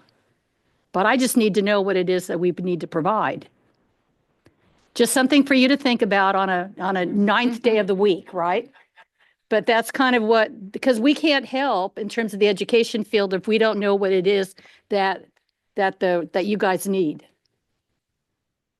Thank you. We'll take that into consideration. That's all I ask. Otherwise, we're going to have a labor shortage all the way through. So, okay, so thank you. Got the teacher talking here, so yes. Yeah, Director of Growth. Yeah, thanks for the presentation. And here on the slide, you mentioned that 40% increase in 2040, right? By 2040, that's what we are looking at, especially the drive of AI and data center. That's going to continue to grow. That is not going to stop that, right? So now we did have this conversation during our orientation, but then I want to make sure we bring this during our board meeting that some of the mitigations you mentioned, that sounds pretty good. But then what are the alternate power generation solutions we are looking at? One of the things that we were talking about nuclear option, and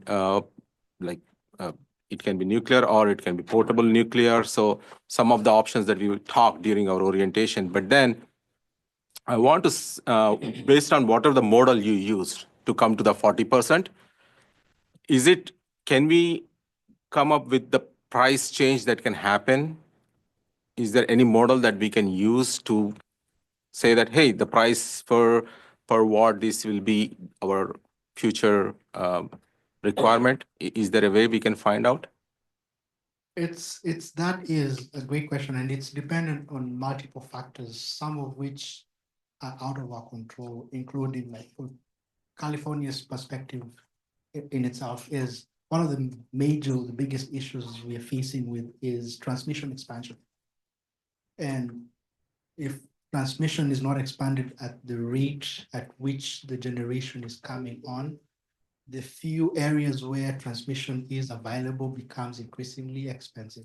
And as such, that also drives the cost at which MCE will face in the market when it goes to solicit for more resources. So one of the ways that can determine those costs is transmission, and that is a bigger question than what I can answer for right now because it's dependent on multiple factors, including state help or federal help in some cases. And until we have that kind of information, we can't really know how the costs will go.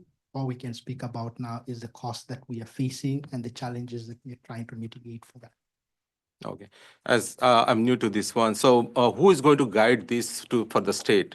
Because what happens eventually is a lot of these, like Meta or Amazon and all these companies who got their data centers, they're moving into Louisiana or some other states, right?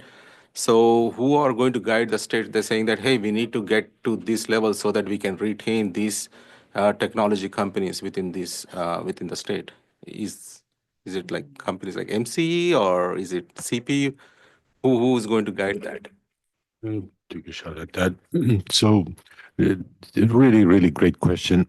So, on the nuclear side, it's still, like Don mentioned before, it's still illegal to add nuclear in California. But we have been tracking some of the macro nuclear testing that was going to happen in Utah at about 50 megawatts apiece for 6 units, sponsored by Bill Gates. It didn't function. They moved the whole thing to China to test it out.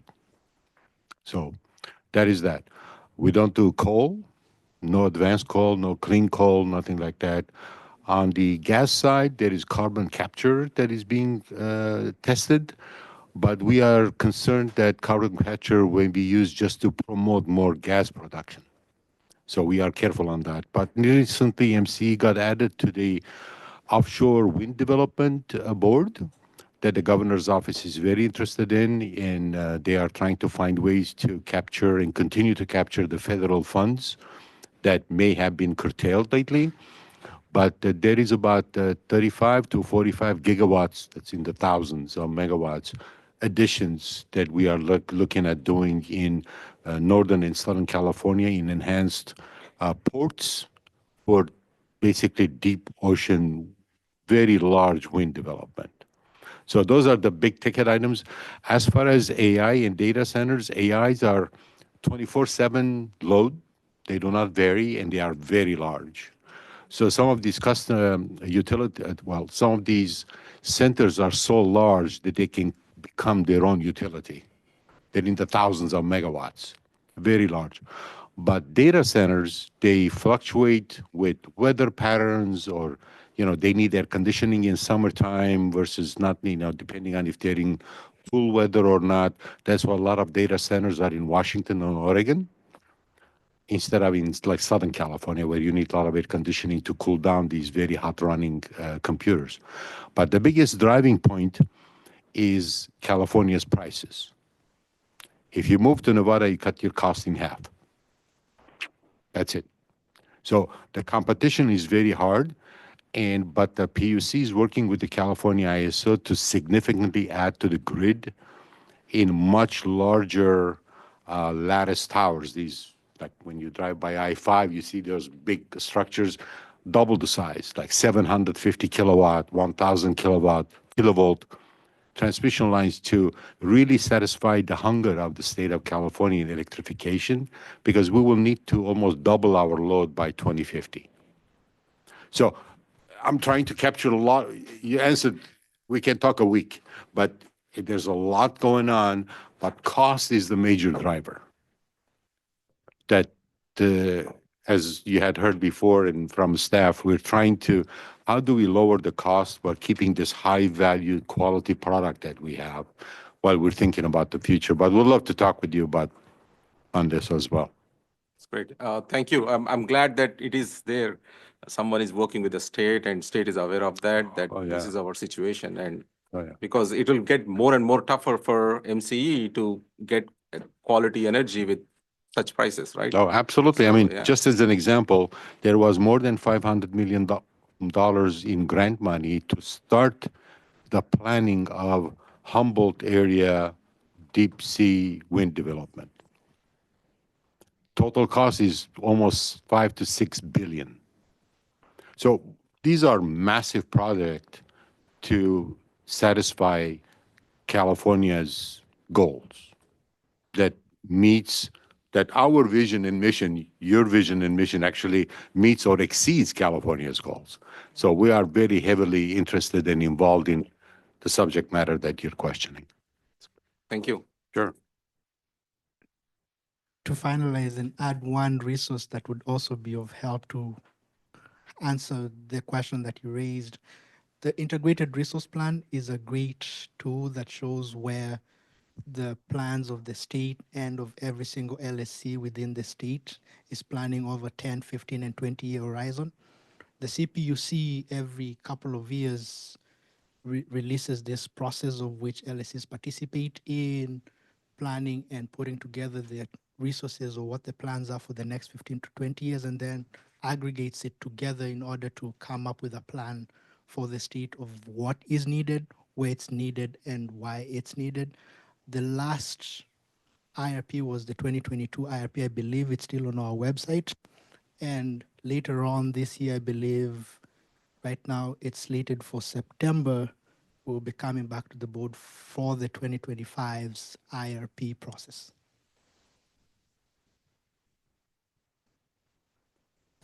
Sorry, that's integrated resource plan.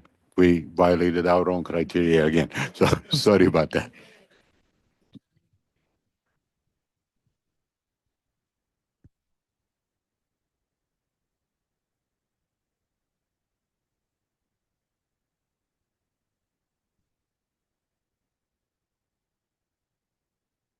So I'm just briefly going to touch on how we are addressing regulatory and legislative risks that are facing us right now. So yeah, perfect. That's the right slide. I wanted to give a few examples. So, we've faced a lot of challenges from when we launched 15 years ago to where we are now. I think what Johnny just presented was something new, though. We've never seen so much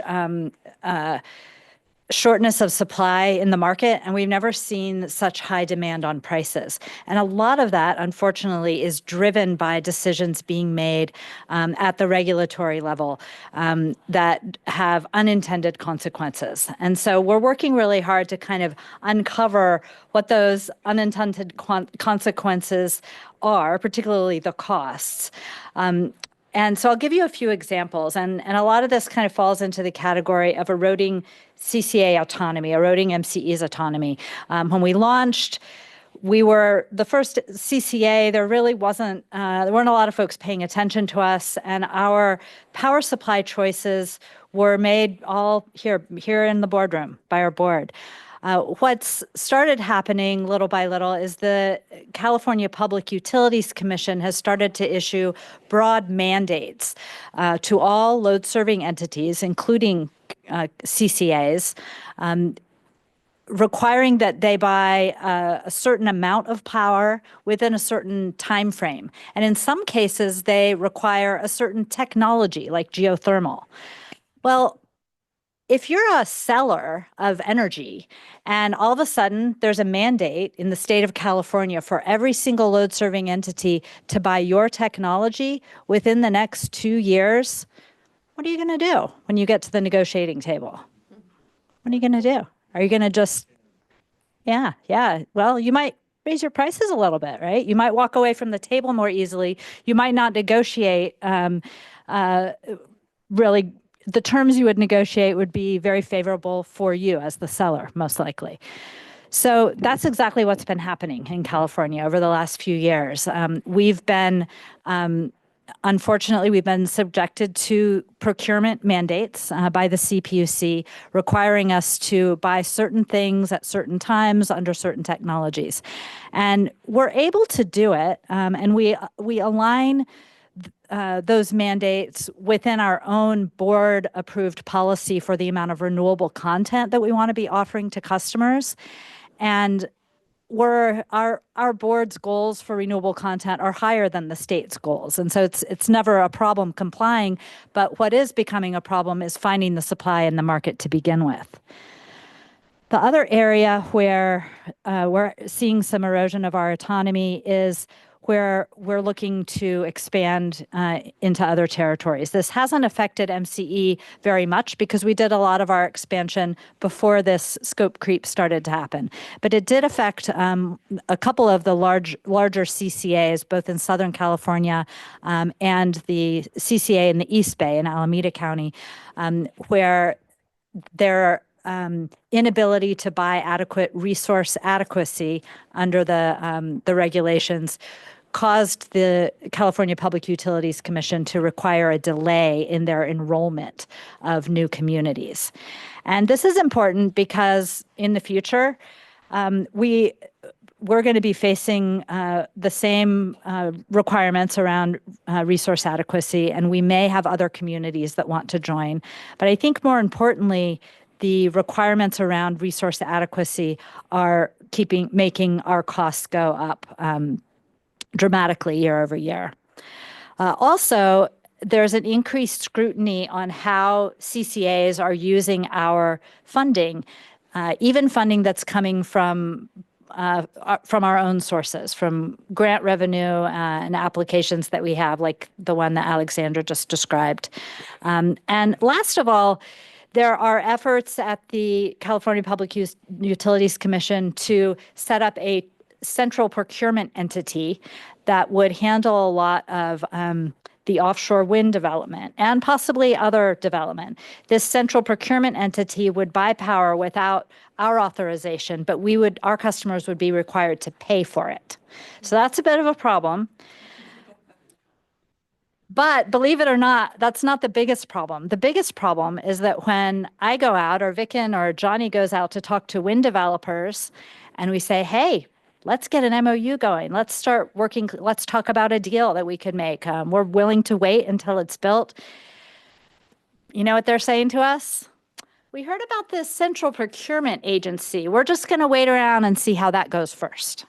They're waiting for that big entity before they want to talk to the community choice program. So I think that these statewide programs are having some unintended consequences that are really impacting affordability.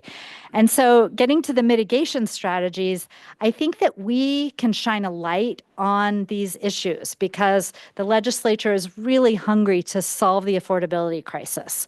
So we're looking at ways that we can do that through active engagement in regulatory proceedings, stakeholder partnerships, and then direct advocacy at the legislature. And let's go to the next slide. And this is the last slide where I'll speak to some of how we're addressing risks. The increasing scope of the state regulations is really creating market uncertainty, and market uncertainty is expensive. It means that we're not sure exactly what we're going to be required to buy and when, and the sellers aren't quite sure if they're going to have another mandate come out for their technology, so they're kind of holding off to wait and see. It's driving up costs, and it's also stifling innovation. Two other examples are the California Energy Commission's Power Source Disclosure Program and the CPUC's Resource Adequacy Program, where they're pushing towards more of an hourly accounting requirement. That's going to be expensive. And to make it worse, the CPUC is not allowing load-serving entities to trade extra resource adequacy that they have in hours they don't need it. We are estimating this is costing customers over $180 million a year. So we're looking to highlight that. The integrated resource planning that Johnny mentioned is something that we're going to jump into later this fall, but we're raising issues of raising costs and compliance risk issues at the CPUC. And then last of all, the California Energy Commission is looking to impose rate structures on CCAs. And that is problematic because we have rate setting authority. Our board is responsible for setting our rates, not the CEC. So we're needing to push back on that as well. So we'll keep you posted and we'll keep you involved as we advocate for solutions on all of this. The next slide is a slide that's simply for your reference to go back to later. I won't talk through it all, but if we could go to the next slide so you know what it looks like, that is for your reference. And lastly, I actually wanted to just touch briefly on federal policy changes. So let's go to the next slide. I'm sure none of you have heard of any federal policy changes happening. So there's a few that are affecting MCE. Fortunately, we have our own revenue stream. We're here to stay. We're not going anywhere. But the tariffs that are being proposed will definitely increase procurement costs and create uncertainty, slowing things down.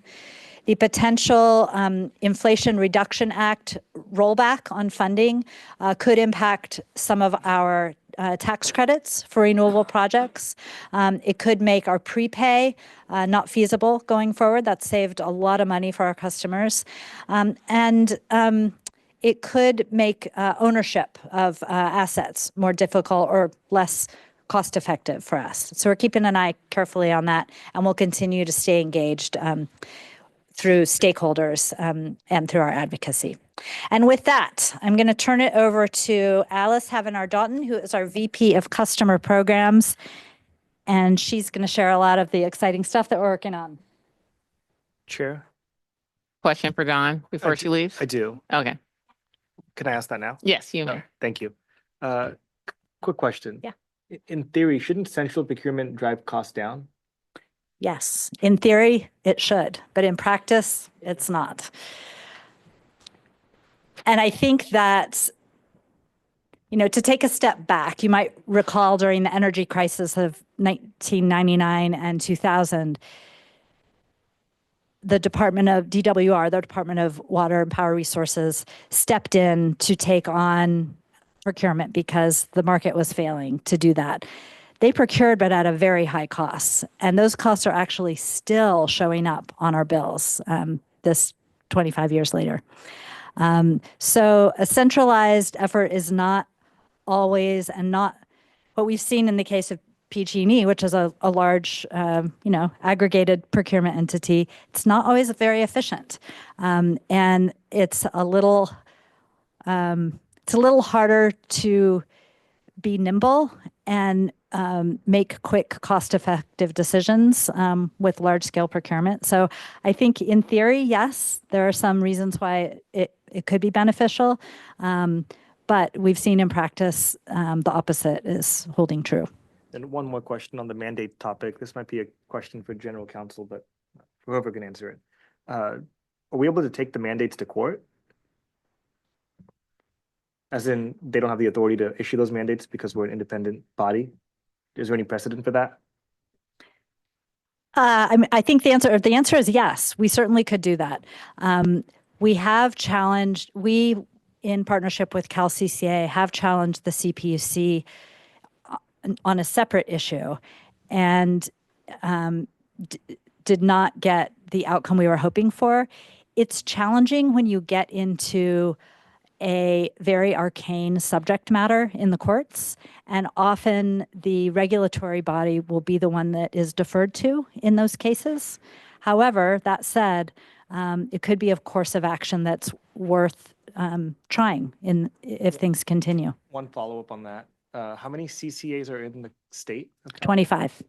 And this case that you guys did, was it independently of those 25 or collectively? Collective. It was a class. It was essentially a class. It was CalCCA representing 25 entities. 25. Yeah. And it wasn't a favorable outcome? No. I see. Did we take it to appeal? No. Okay. Thanks.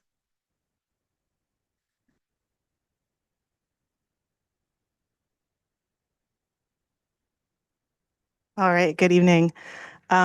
Within our strategic plan, our customer programs are organized into 4 initiative areas. We have the virtual power plant, building electrification, transportation electrification, and energy efficiency. And so just to explain those a little bit more, we have energy efficiency, reducing the amount of energy that we're using, building electrification and transportation electrification, changing how we're generating the energy that we're using, so moving away from fossil fuels and towards electricity to power homes, water heating, space heating, vehicles, all of that. And then we have virtual power plant. And if we could go to the next slide, please. So earlier tonight, Alexandra gave a wonderful description of what a virtual power plant is, so I won't repeat any of that. I'll just say that within our strategic plan, we use the term virtual power plant a little more broadly than the vision that Alexandra laid out earlier. So not only is it the virtual power plant that we have started in Richmond and are continuing with the VPP Flex grant, it also includes a few other programs that are focused on load shifting. So if you think back to Johnny's duck curve, any programs that are moving demand from the head of the duck to the belly of the duck, where there's actually negative demand, those are all captured under this strategy as well.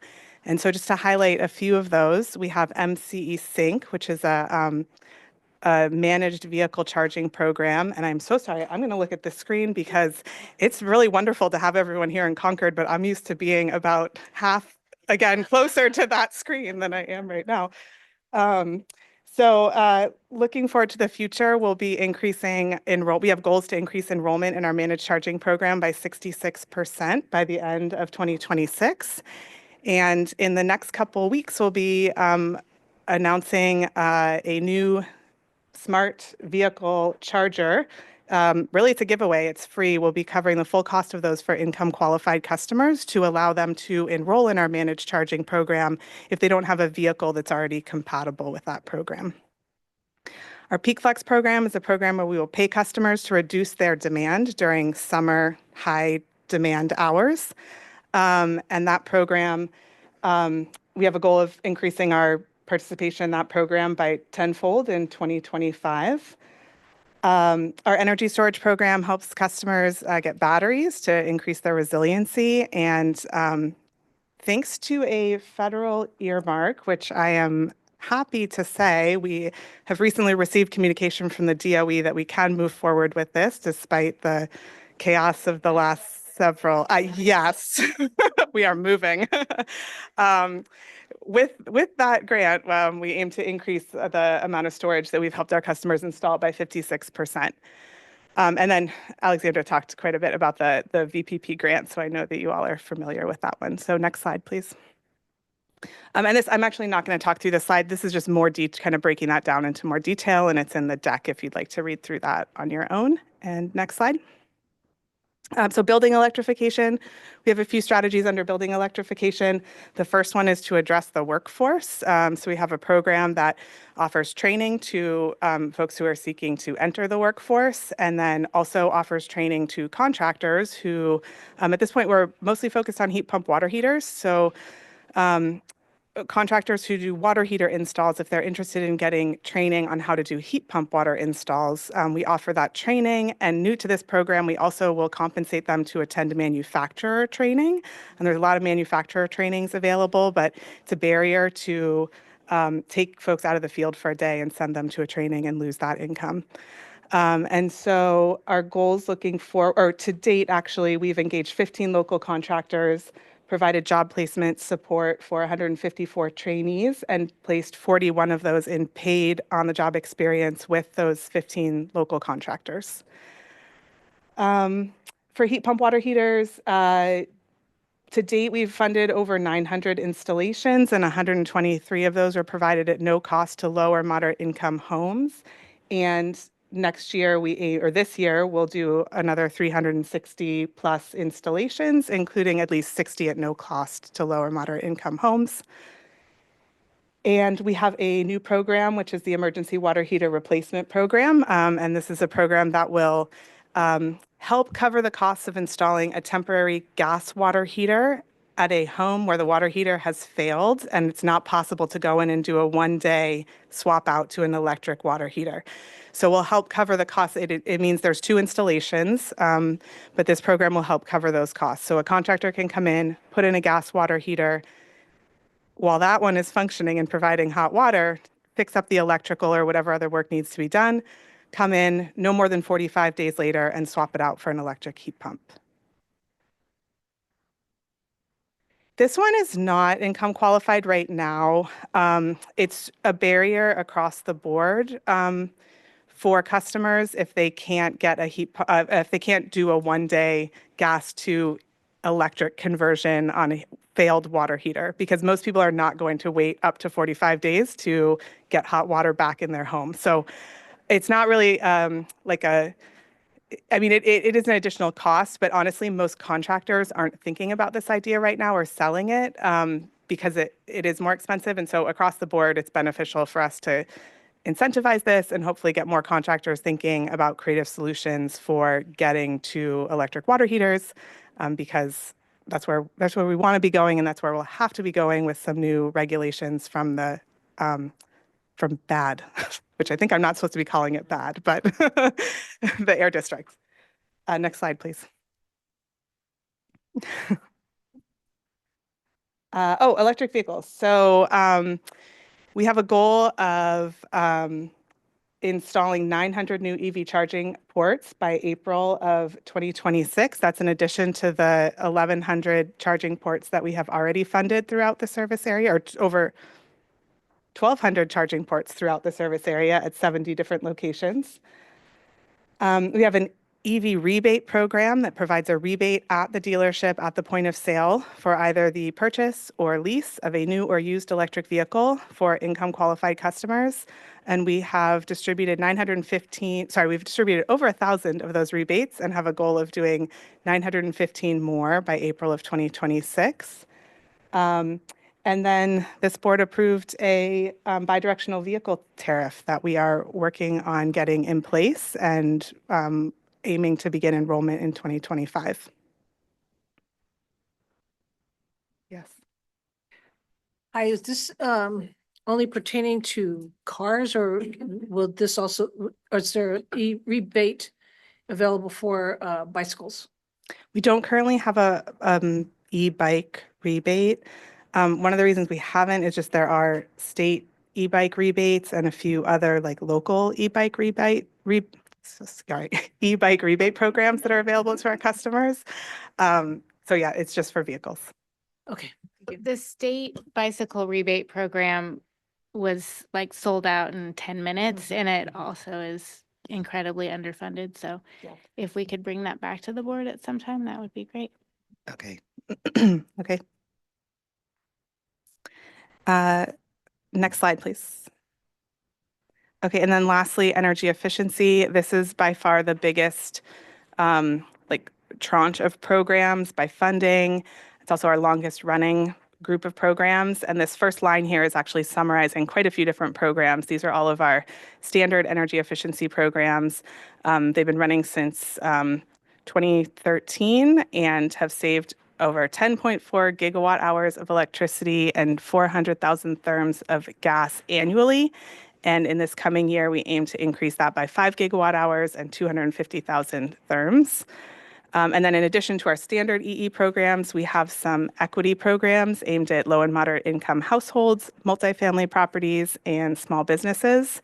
And so to date, we've helped over 1,700 low and moderate income homes receive no-cost energy efficiency upgrades, and we aim to do 325 more this coming year. We've upgraded over, about 5,300 multifamily units with energy efficiency upgrades. And we'll do 4 more properties for about 150 more units in the coming year. And then this past year, we launched a new program for small businesses in certain priority communities called Small Business Energy Advantage. And we aim to do 900 projects through that program, which are a combination of low cost and some no cost energy efficiency projects. So 900 projects by December of 2026. And with that, I can take any questions, or if not, I will hand it over to Alexandra. I don't have question, but today we have seen a lot of the duct, right? So generate consumption of the energy, but I would definitely like to see the opposite side of the duct, which is generation of the energy. So if we are generating, hopefully we are generating high, it is the way we are generating energy could be opposite to the duct, hopefully. If it is, then I'm sure like whatever the direction you're using regarding the storage, that's really good strategy, I think. Yeah. Thank you.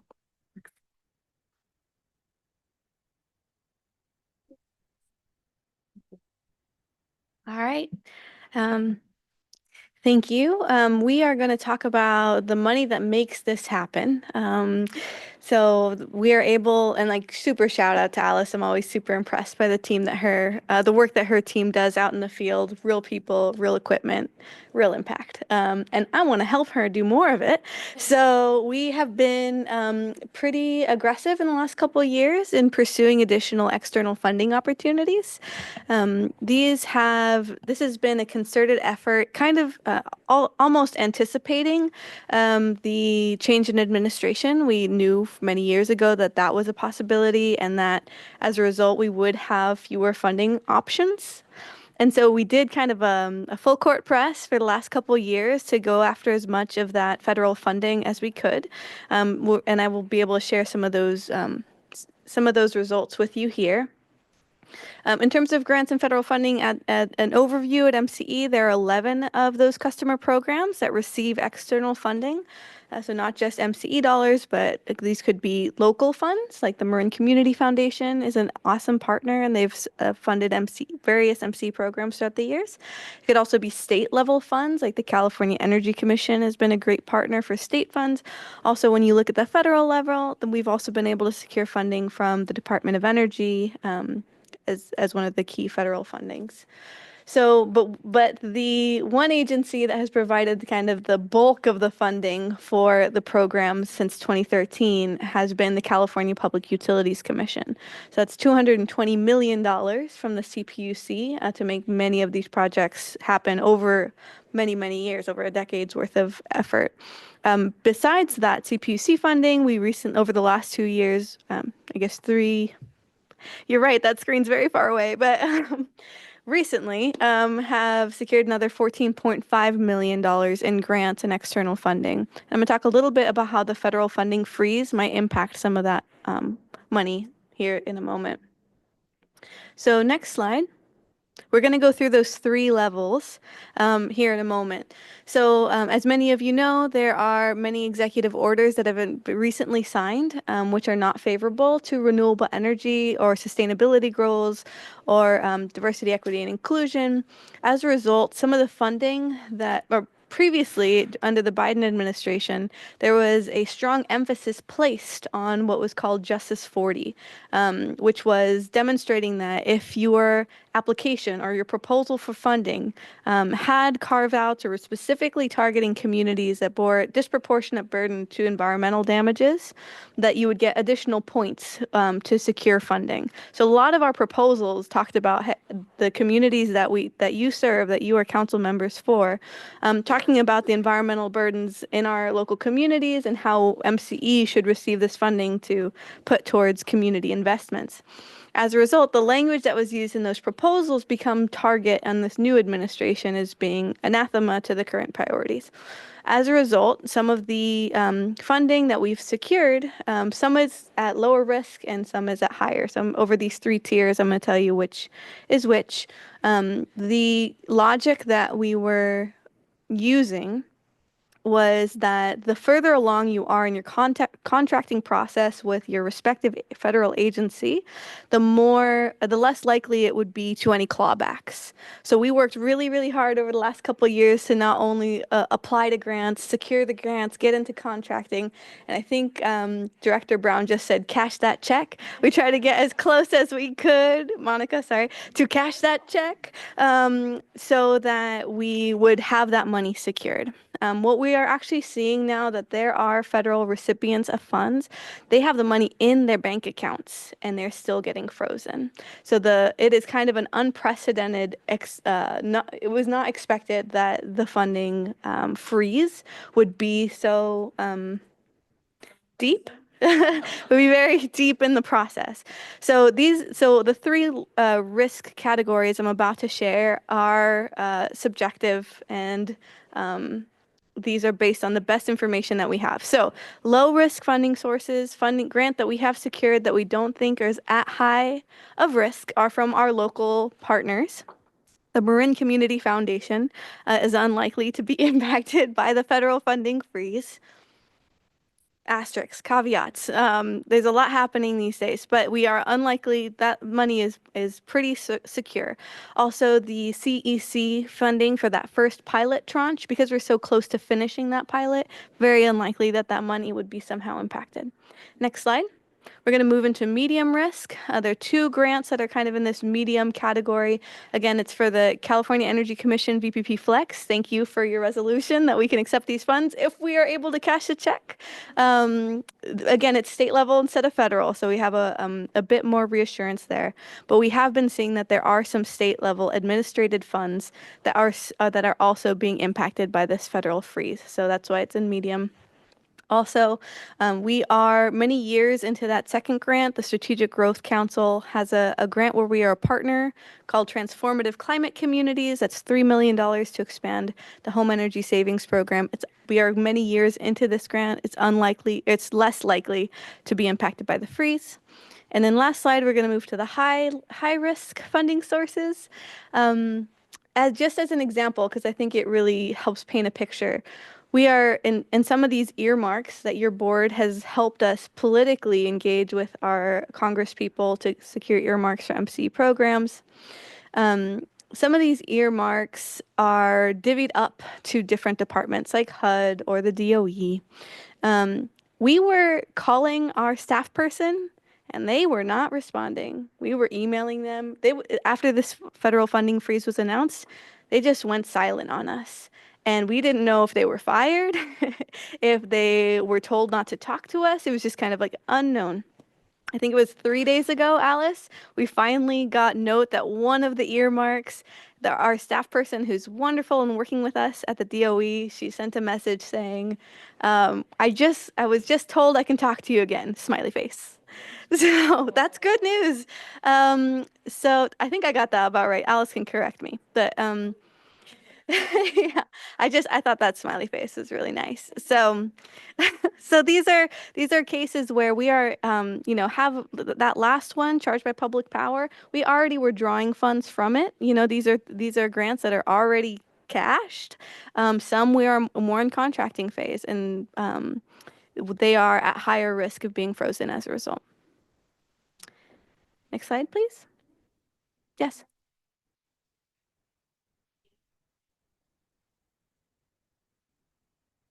Certainly. So the CEC the California Energy Commission, and whoa, I just had a blank. I'm so sorry.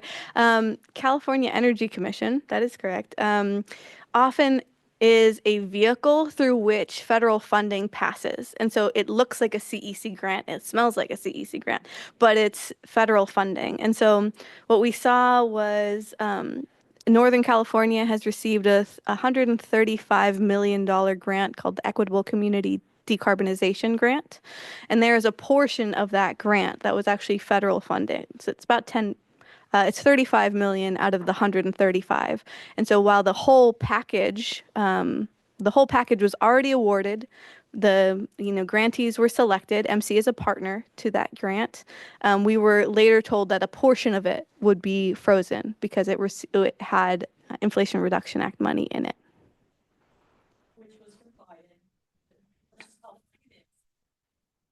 Right, and that was one of the first executive orders, was specifically freezing Inflation Reduction Act and IIJA, Infrastructure Investment and Job Act money.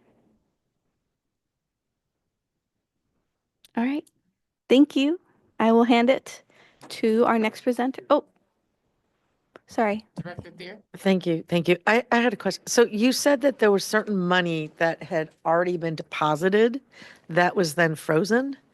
So this is grant funding that was deposited by, MCE or another agency, and that money was also frozen. This the frozen where it's already in the bank account, I saw is not directly an MCE experience, but we have heard is happening to other grantees from federal funding. Apologies for that not being clear. And do you have any idea what stage that is? They had applied, they were selected, they were through contracting, and the deposit was made in their bank, and the funds were frozen at that stage. So the reason I bring up the story is because we were using the logic that the further along in the process we were, the more safe the money was, and it's showing that perhaps that logic is flawed. Thank you. Yes.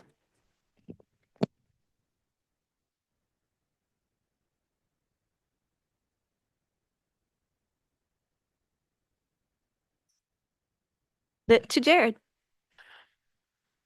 Hello again. I know this is a lot of information, so I'm going to be fairly succinct in these bullet points. Just wanted to give a quick update on some of the customer-facing priorities that we have for 2025. Part of the reason I'm being succinct is because these are all activities and projects that are going to have much more substantive updates later in the year as they conclude and we have more data to share. But just to give you a preview of some of the things we're working on the public affairs side of the agency. First and foremost, Hercules enrollment is well underway. Our community engagement activities have picked up. Our business development team is meeting with a lot of local business leaders. I know Martin Bond from our business development team has a goal of eating at every restaurant in Hercules during this process. I don't know where he stands on that, but we'll check in with him on that.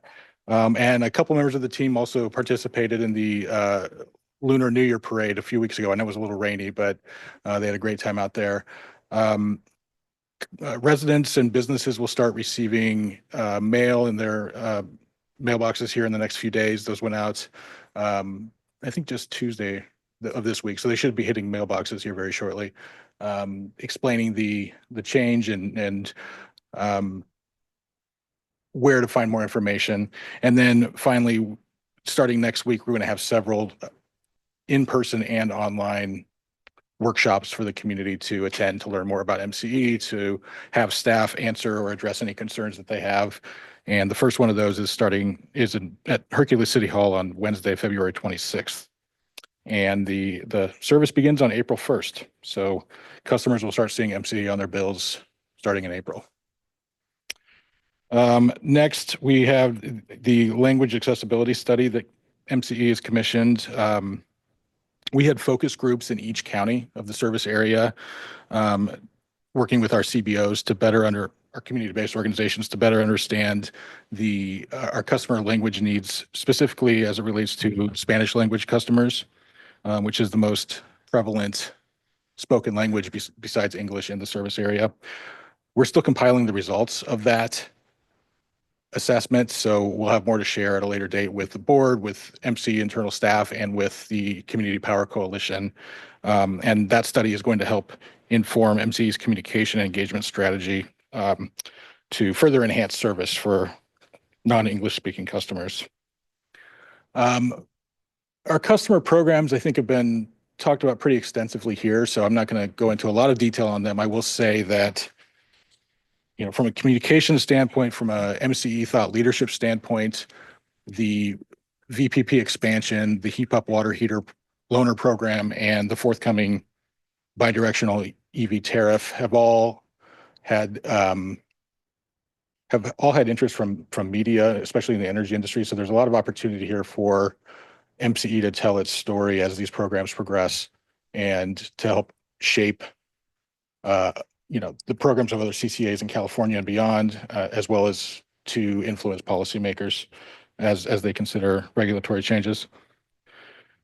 The brand advertising campaign, this is something we're very excited about. You'll start seeing, I think, in early March and running through May, a brand awareness campaign in the service area. It's going to be on social media in both English and Spanish. We'll have streaming audio on, I believe, Spotify, Apple Music, Amazon Music, Pandora, and I think some other prominent streaming platforms. And there will also be out-of-home advertising on some key transit arteries in the service area. So you'll see them on buses and some other signage as well. So we don't have the artwork here today, but we're very excited about it. It's called Good Energy. And I'm hoping that you'll all be able to see it in the field. And if anyone could take any photos and share them with our team, that would be great. Again, that'll be running between March and May. And the goal of that is to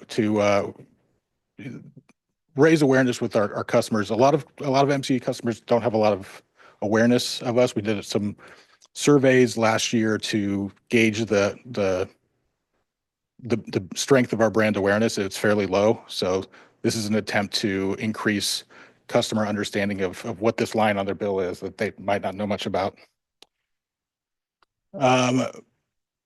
And related to that, we're also exploring the potential of some community events to coincide with the brand campaign. We have some ideas around maybe some art murals that will potentially place throughout the service area to kind of strengthen that brand awareness campaign. This year, 2025, is the 5th year of the Because of Youth campaign. To date, we've partnered with over 20 different CBO, community-based organizations in our service area to highlight the leadership of 25 local youth activists. And this year, we're excited to host the inaugural Because of Youth Festival. That's on March 30th at Contra Costa College. And we're anticipating anywhere between 75 and 100 youth to turn out for that event to learn about opportunities to get involved in the climate crisis. And finally, just an update on the Community Power Coalition.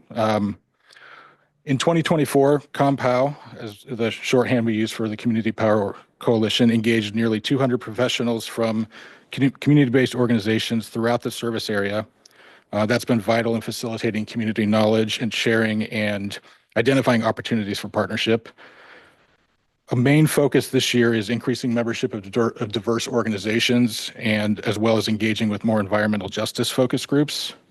And I know a lot of you participated in this last year, so looking forward to the fall. We'll be hosting the second annual ComPow Symposium to provide networking and information sharing opportunities for staff and for our CBO partners. So more information to come on that soon, but it was a success last year and we're bringing it back for this year.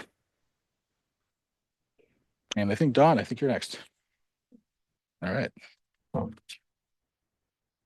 right, I'm just going to wrap it up here. Just to summarize, our agency priorities for the year include affordability, keeping clean energy affordable through procurement strategies, customer discounts, customer programs, prioritizing those most in need. Power resources, strengthening procurement strategies, mitigating renewable curtailment, legislative and regulatory advocacy to protect our autonomy, to secure fair policies, maintaining flexibility and innovation, financial strength. We need to continue maintaining reserves, leveraging prepayment transactions, and buffering against market volatility that we talked about.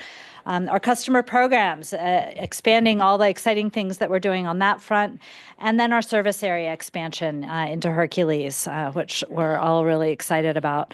The next slide is a reference that will be left behind for you to take a look at. It just gives you an overview of some of the key board actions and engagement that happened throughout this year. This shows you kind of what we'll be talking about at a lot of our upcoming meetings. This is not a comprehensive list, though. This is just a high-level list of what you can expect. And with that, we can close this item and move on to the big meat of the night, but happy to answer any questions. Yeah, Director Rose. Yeah, regarding the customer education, right? So that's very important because recently few residents, they reached out to me and talked about especially the item on the charge that shows MCE. And then they think that that is the additional charge that they are paying instead of understanding that that's part of the payment. And then they wanted to go back and then they were furious that they didn't even opt into this one, why we got into this one, right? So that's one of the reason I'm here today. Yeah. So because Scott Perkins, who used to be from San Ramon, he used to explain us very good. Yeah. Luckily, we had a good representative. So I tried my best to explain to them, but then I think one of the big challenges when they are calling your customer service, asking those questions, they are not getting answers. So please take a look at, I know you are putting a lot of effort in this one, such a great program. So we need to make sure it is successful. Yes, thank you so much for that feedback. Zay Perrin, who is the VP of our Customer Operations Program Department, is your best point of contact for customers that might call in with questions. And please do let us know if folks are not getting the information they need. We want to make sure they get to the right person and get the information that they need. The question that you referenced is so common. It's probably the most common question of all. And oh gosh, Zay just popped right up on the screen there. So Zay, do you want to comment on that? Yeah, thank you, Dawn. Hi, everyone. Zay Perrin, Vice President, Customer Operations.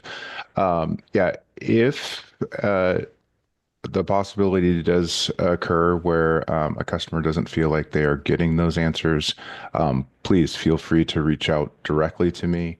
All of our CSAs are trained in the understanding and the presentation of the PCIA, as well as all of the rates that are available to customers, and what that rate comparison would be, and all of the bill presentations and comparisons that we provide do include all of the fees and costs and how those are separated.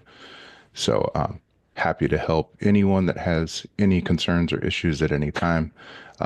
And definitely would love to have any feedback that is to the contrary or also supports that.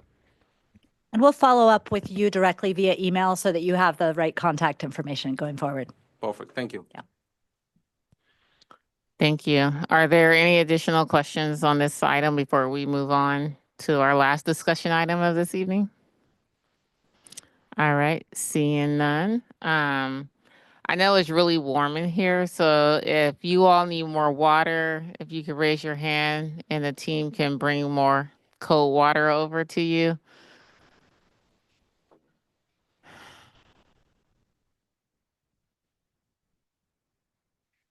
And if you need to just get up and stretch, I know that that agenda item was over an hour and a half, so and we're moving into another big agenda item. So I just want to make sure to check in with everyone before we get rolling here.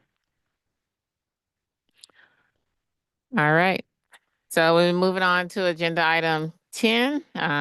It's our fiscal year 2025-2026 budget.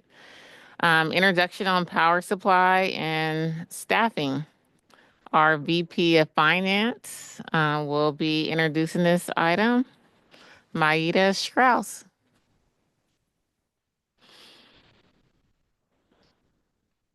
Thank you, and thank you for the perfect pronunciation of my name. I don't get this often. I'm so happy about it. Good evening and hello again. So the item we are about to present, it's an introduction on budget for our power supply and personnel. And we are calling introduction because the proposed budget will be coming to you in March for XCOM on March 7 and for the board in March 20th. So the numbers we're about to present, they are just preliminary numbers for discussion. By no means they are going to be the numbers that you're going to be seeing in March.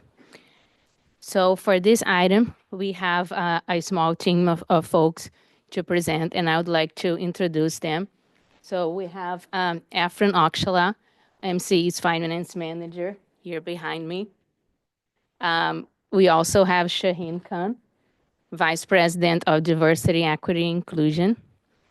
And also the latest addition to the finance team, we have it up on the screen, is Greg Tillman, the Associate Director of Rates. Hello, Greg. So I think we can start the actual presentation on the screen now, please. Thank you.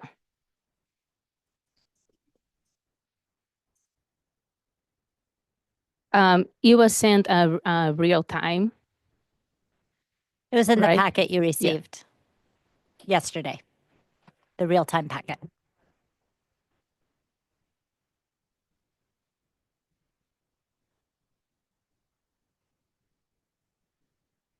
Okay.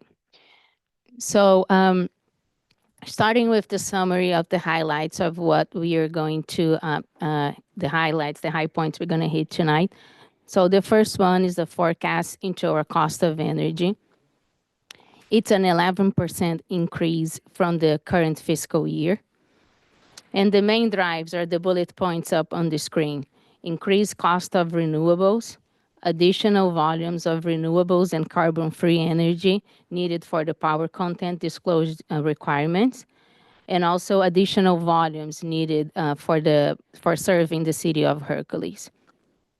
And some of those points were hit by Johnny from the Power Resources team earlier today, and we're going to see more now up on the screen, the impact of those changes on our budget.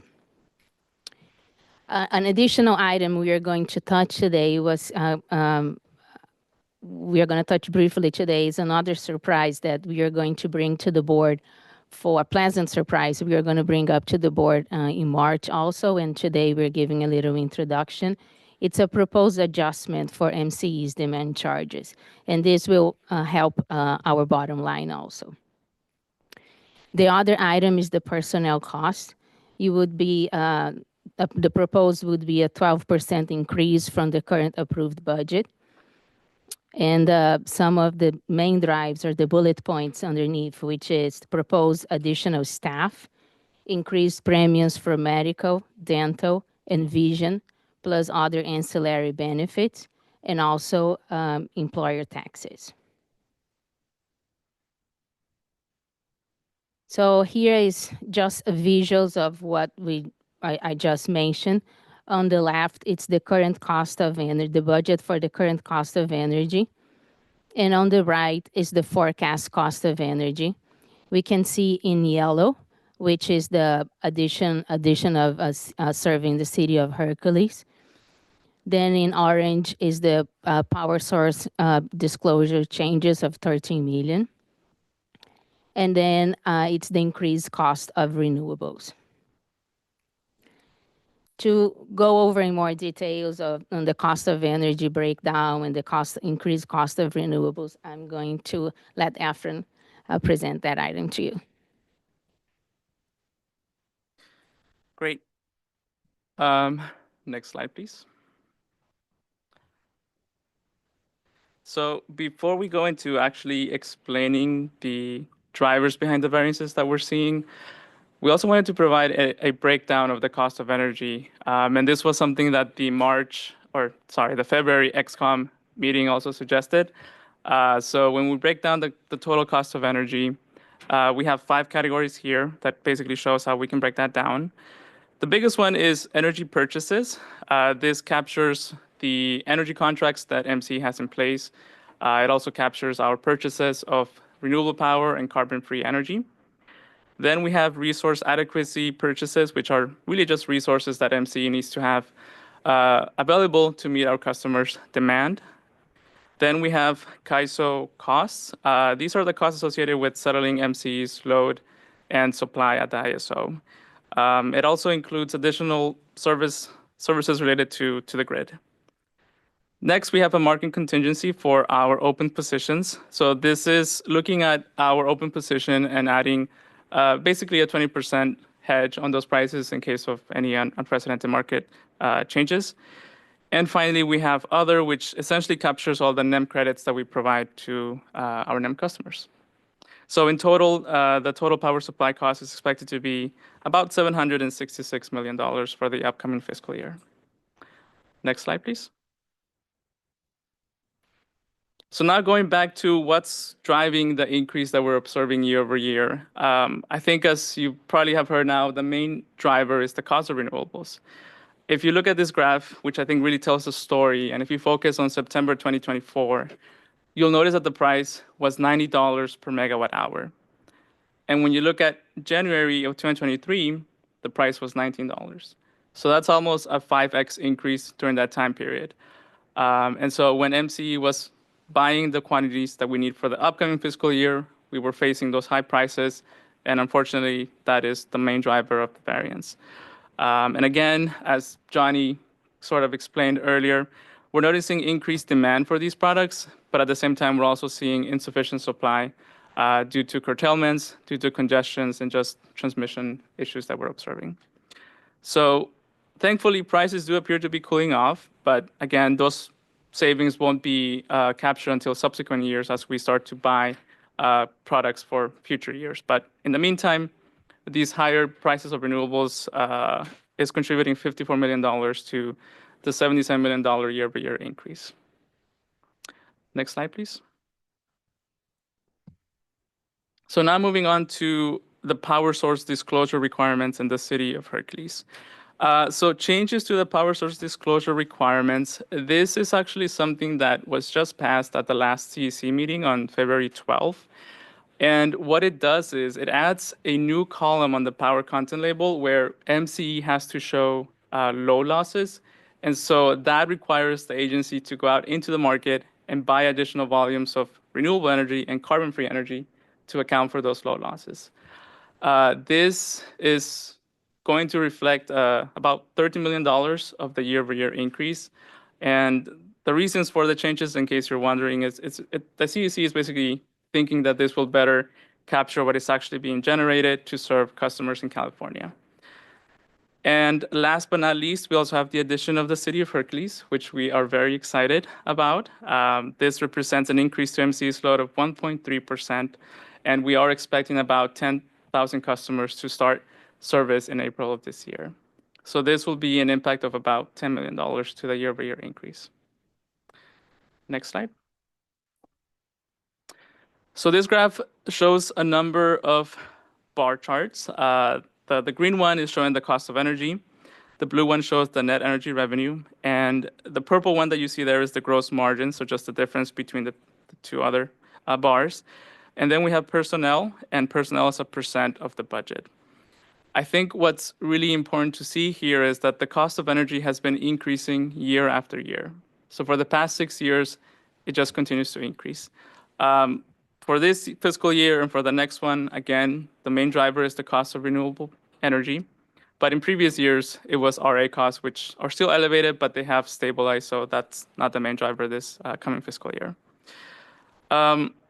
What doesn't necessarily increase in a similar fashion is the cost of staff and the total staffing as a percent of the budget. That tends to kind of vary, as you can see on the chart. And for the upcoming fiscal year, the cost of staffing is projected to be about 3.3% of the total budget. So now I'll pass it to Shaheen Khan to talk about staffing.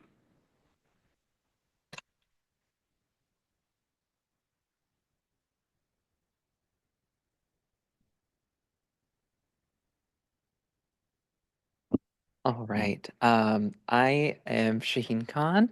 I'm the VP of Human Resources, Diversity and Inclusion at MCE. Today, I'm going to be presenting our initial staffing cost snapshot for fiscal year 25-26. As mentioned before, this is a proposal that was presented to the executive committee meeting that we held in February, earlier this month, on February 3.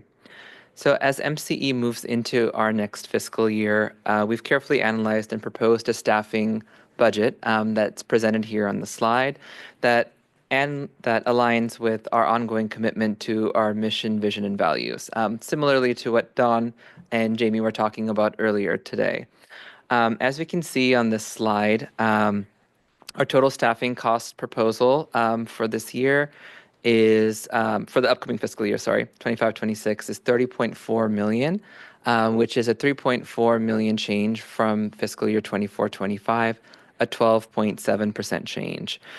This change reflects the evolving needs of our agency as we continue to expand our impact, keeping MCE at the forefront of clean energy innovation and community equity.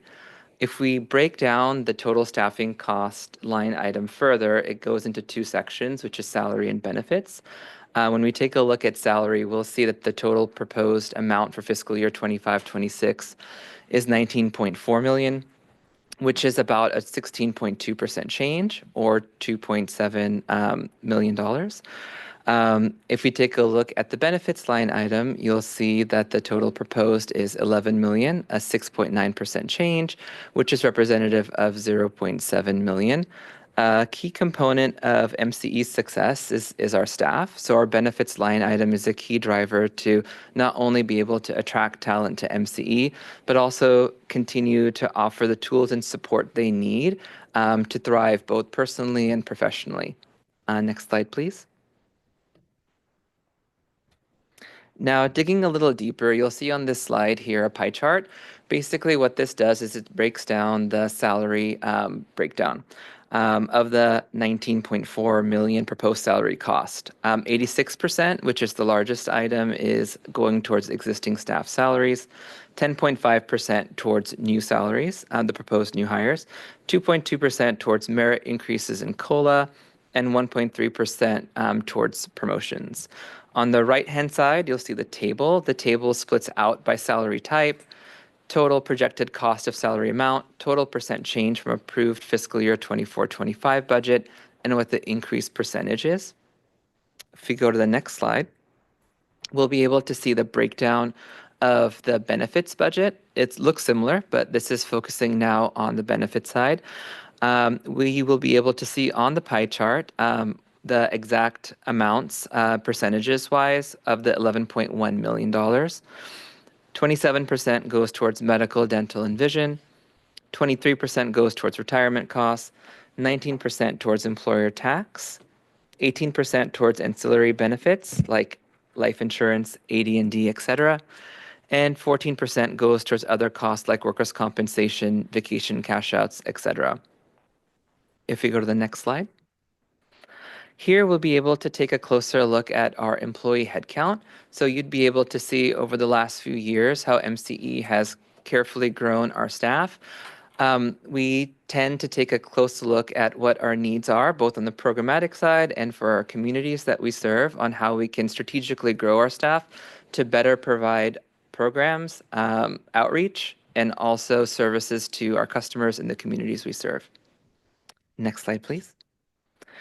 This slide here is going to show you breaking out each department, the number of staff that we have in each department. You'll see that in green. And then in purple, you'll be able to see where the proposed new hires are. This will better help understand where we are strategically placing the proposed new hires that we are asking for. Next slide. This slide here is going to be able to show the grant offset. So you heard a lot about the CPUC, California Public Utilities Commission grants. This slide here shows per grant by department at MCE, the dollar amount each department has to offset costs, staffing costs with grants. If you look at the purple color under the total column, you'll see it's about 3.9 million that we have as grant offsets. Next slide. If we take a closer look at our personnel budget total, taking into account the grant offset, you'll be able to see that the percent change drops to 16.4, and the amount change from approved budget last year to proposed budget for fiscal year 25-26 is 3.7 million. Next slide. Here we wanted to show a visual representation of the grant dollar salary offset. You'll be able to see over the fiscal year 21 to 22 through the current proposed year, the number of positions that are either partially or fully offset by grants, going from 22 to the proposed fiscal year 25-26 to 40. Next slide. And now I'm going to pass it off to Greg, who's going to be talking about the proposed adjustment to demand charges. Thank you, Shaheen. Can you hear me okay? Yes, we can hear you just fine. Good, thank you. Good evening, Chair and Directors. I'm Greg Tillman. I'm fairly new to MCE. I joined in October of 2024. So about 4 months. I think I was getting excited yesterday because I hit 4 months. I am the Associate Director of Rates at MCE, and I want to briefly introduce a staff proposal that we're bringing to adjust MCE's demand charges effective April 1st. I just want to just talk about demand charges a little bit and what they are. We don't talk about them a lot, especially in our environment, because most of our customers don't ever see a demand charge. Demand charges affect only about 1% of our customers. And these customers typically are the larger commercial, industrial, and agricultural customers that we serve.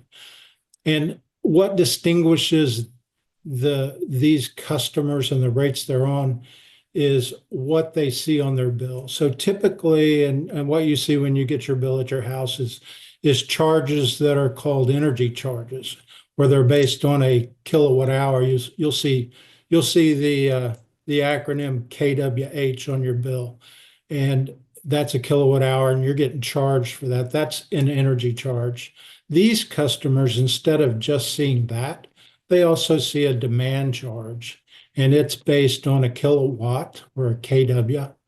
It's a load, which the real measure is the maximum rate at which they use the energy over we typically do it in a 15-minute period.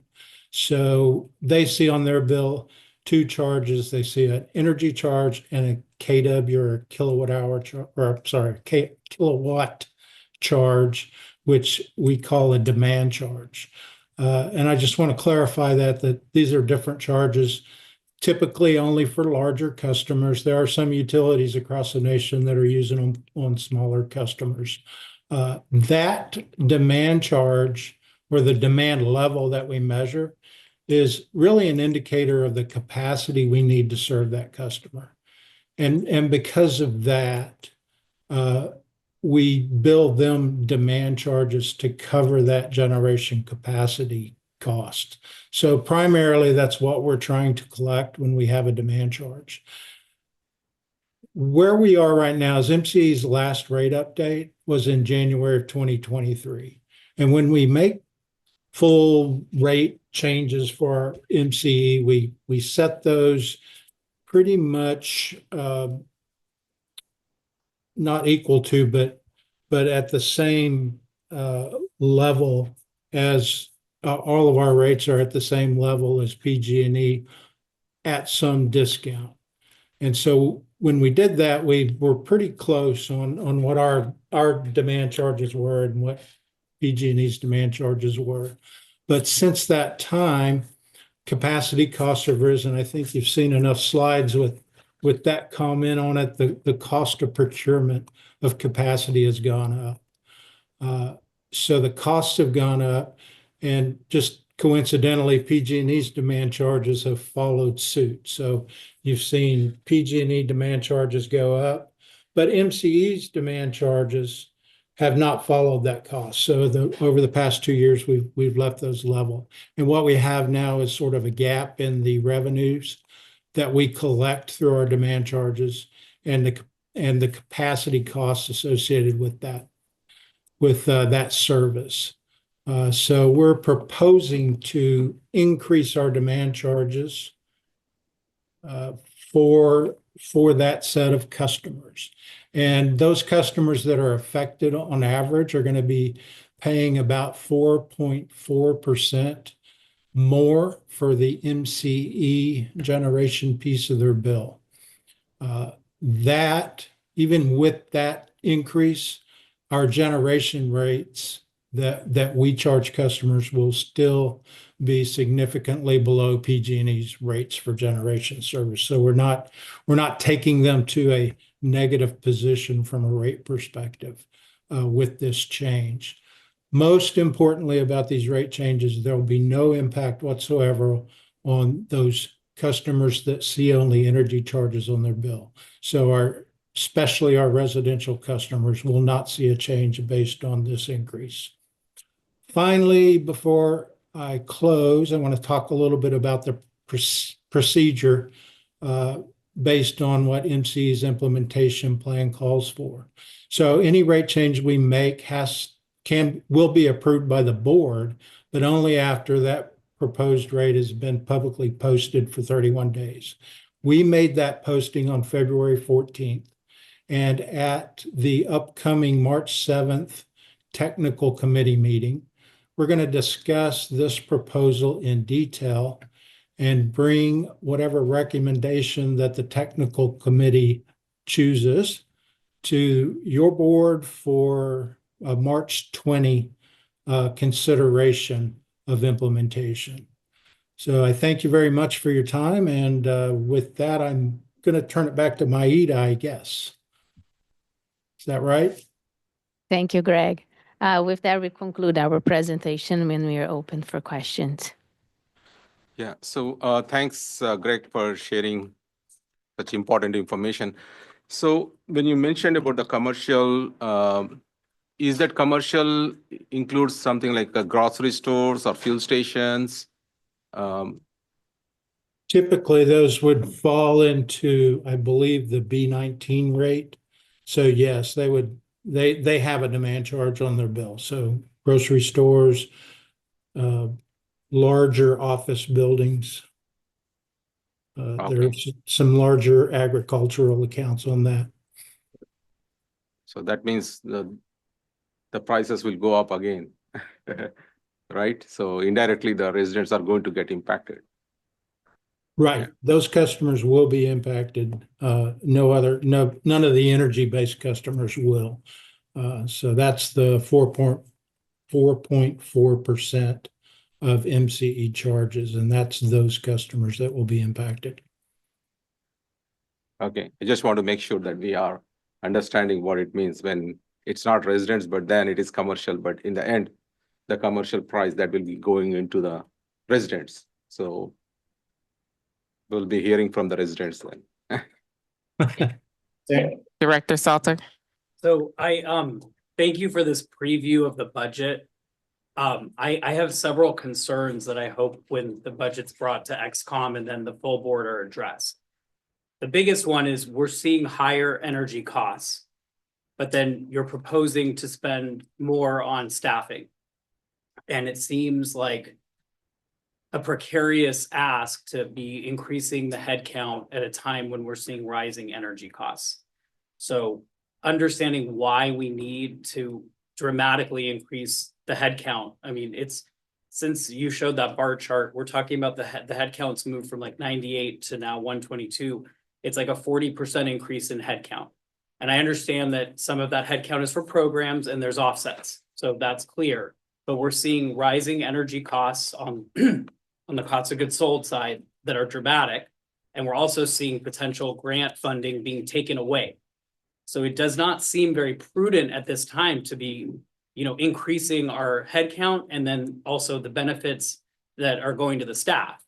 So I really hope that there's some explanation or understanding of why we would do that in an environment like this. Especially when we keep hearing about our credit rating increasing due to the increased reserves and liquidity that we've built up. We want to keep that liquidity. We'd rather not eat into it with, this headcount unless it's really required. So I'd really like some more details. Second point is on this rate increase. Our new colleague here from which city? San Ramon. San Ramon brings up a good point. If the energy prices go up to commercial customers, well, they can pass those off to consumers. So when you go to your grocery store, someone has to pay for that electricity. And I have repeatedly said on this board since I joined it, keeping rates low should be one of our goals as well. So, somebody's going to pay for this cost of electricity. And again, I think this is to offset some of the expense growth we're trying to do by hiring people. We're offsetting it with these demand charges, but someone's going to pay for this. So I don't understand why we need to increase rates at this time, especially when, again, we have such a liquidity buffer that we've built up. So why are you proposing this rate increase? Also, why are we notifying the public before the board has taken any action to approve it? I also don't understand why we would notify anyone until the board has agreed to do these rate increases, because it shouldn't be in the public till we've approved it. But anyway, I still think raising rates on anybody right now is not what we should be doing. So anyway, I hope these sort of concerns are addressed in the materials to the executive committee, to the technical committee, and then to the full board for approval. Thank you. Just to piggyback on Matthew, especially on the staff salary offset, it's around 40, right? This year we are expecting around 40. So that means as the federal, all the things that's going on right now, that can have much bigger impact, right? Because your staff offset from 40, it can go down further, maybe 30, 20, I don't know. If you don't receive any grants because of the federal changes that's happening now. Any other directors have any other questions? So I have a question regarding the demand charge. So are the customers that currently get these demand charges, do they also get a PCIA fee potentially? They do as well, right? Yes, Okay. yes, they do. So when Don talked about PCIA and its effect at the beginning of this board meeting, those same things apply to these customers. To those customers as well. Okay. And then does PG&E charge a demand charge right now? Yes, yeah. They do as well? Our rate structures are the difference between our demand charges and energy charges follow suit with PG&E's charges. So our structures look just like theirs. Okay. And that's what I was talking about. Our demand and energy rates still stay below PG&E's demand and energy rates for these customers. At this time, our demand charges are 75% of where PG&Es are. So ours are dramatically below PG&Es, and they haven't caught up with the cost of our supplying service to those customers. That's why we're proposing an increase. Right.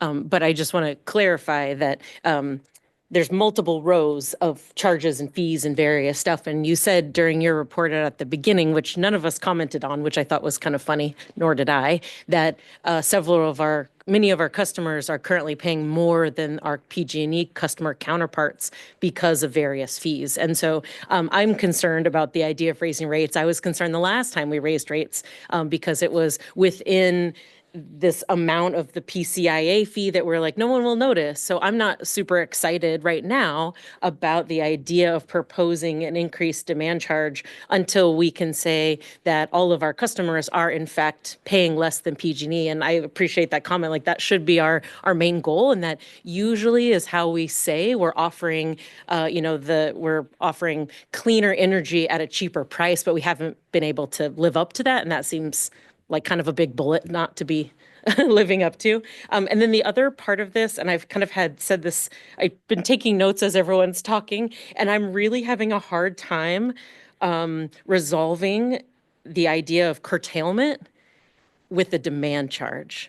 And so if we have curtailment, it means that we are turning off supply at the same time that we're proposing to increase charges for demand. And to me, that's like, I guess, double charging our customers. So I'm concerned about that. So I would definitely appreciate, as you mentioned, some additional information on that, and it would be a hard sell for me to approve that.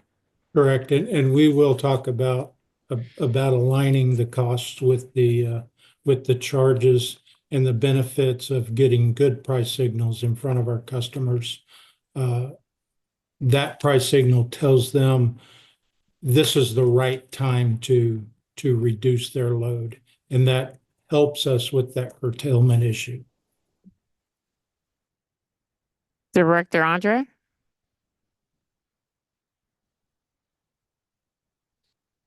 Hi, can you hear me? Oh, there we go. Yes. Great, thank you. And I apologize that I can't join in person, but I found this presentation to be, all of it to be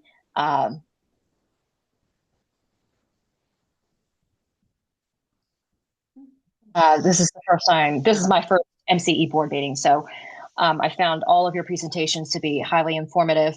I do want to echo some of the comments that were just made. One, I think curtailment is a big issue that we need to figure out before we start raising rates. How can we mitigate curtailment? I mean, that the one slide where it shows that we've lost 19 million, or it's cost $19 million in 2024 alone due to curtailment. I think that's a big number, and we need to figure out ways to how we can mitigate, how we can increase energy storage, how we can bypass restrictions on the grid, the current grid, since MCE doesn't have direct impact on expanding the grid.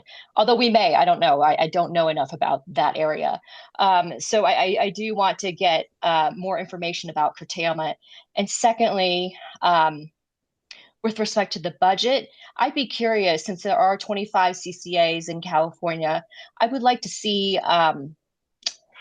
in terms of what the cost, the energy production costs are to the other CCAs, and how do we line up? How do our rates line up with the other CCAs? Not just in comparison to PG&E's rates, but I'd like to see where MCE's rates are in comparison to the other CCAs. I think that would be helpful information to have. Thank you. Yes. Thank you, Chair. For the record, I want to make sure that we just acknowledge, thank you so much for your comments, Director Andre. We have Director Andre participating as a member of the public this evening, since she's not at a noticed location. And I know we have a couple of other board members that might also be participating virtually. And so I would ask the Chair to invite them to comment at the public comment timeframe. Thank you. Do we have any additional directors with comments or questions before we go to public comment? Oh, sorry. It's okay. I'm next to you, so you can't see me. So I just want to say a few things about the budget. I know this is preliminary, but a budget is a statement of priorities. And one of the things that I see that separates this agency, Marin Clean Energy, is our staff. And we have invested in our staff. We have, I had the great privilege to go to one of the conferences with Marin Clean Energy. And I will tell you, when I walked around with all of the people here in front of us and all around us, right?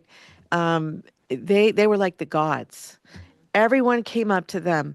They wanted to talk to them about the projects they were trying to launch that MCE had done 10, 15, 20 years ago. So when we talk about staffing and benefits, we need to remember that the reason why we have MCEs because of our staff. And we need to always make sure that we are competitive in the marketplace. Right now, it is incredibly difficult to attract employees. And we're not just talking about employees that can, answer the phone, right? All of the people that work for MCE around this room are incredibly specialized, highly specialized in their field. And you can't just find someone to sit in that seat. So I know this is very preliminary, but when we look at this budget and when we look at benefits and when we see numbers that might look big or we see staffing, MCE has always staffed appropriate to the level of work since I've been on this board.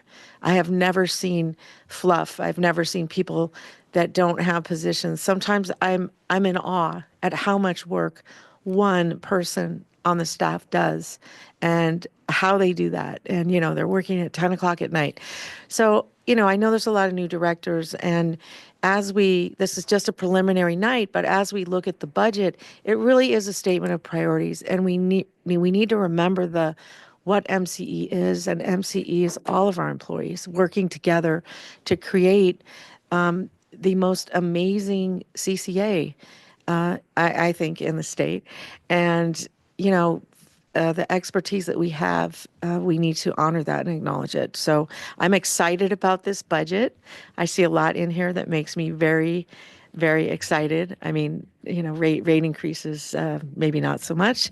But I know that through the process of looking at all of these things, we will all come to very good decisions for the organization as a whole.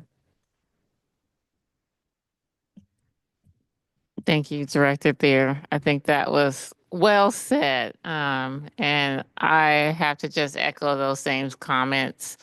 Me serving on the board, any conference I went to, if I'm not even with staff, I just have the little badge lanyard around me and they see that I'm from MCE. I hear nothing but stories about how staff have helped them get their CCA set up from the start. And for all of you guys to know, like MC is the leader here, and staff has done nothing but a wonderful job, taking that charge up and down the state. So this is just the process. It'll go through all of the committees before it comes back, and we'll continue these conversations. And it's a lot for us to take in and think about because I know there's been a lot of input tonight, but when we're talking about staff, I just want you to remember staff is what makes MCE great, makes us all great as directors as well.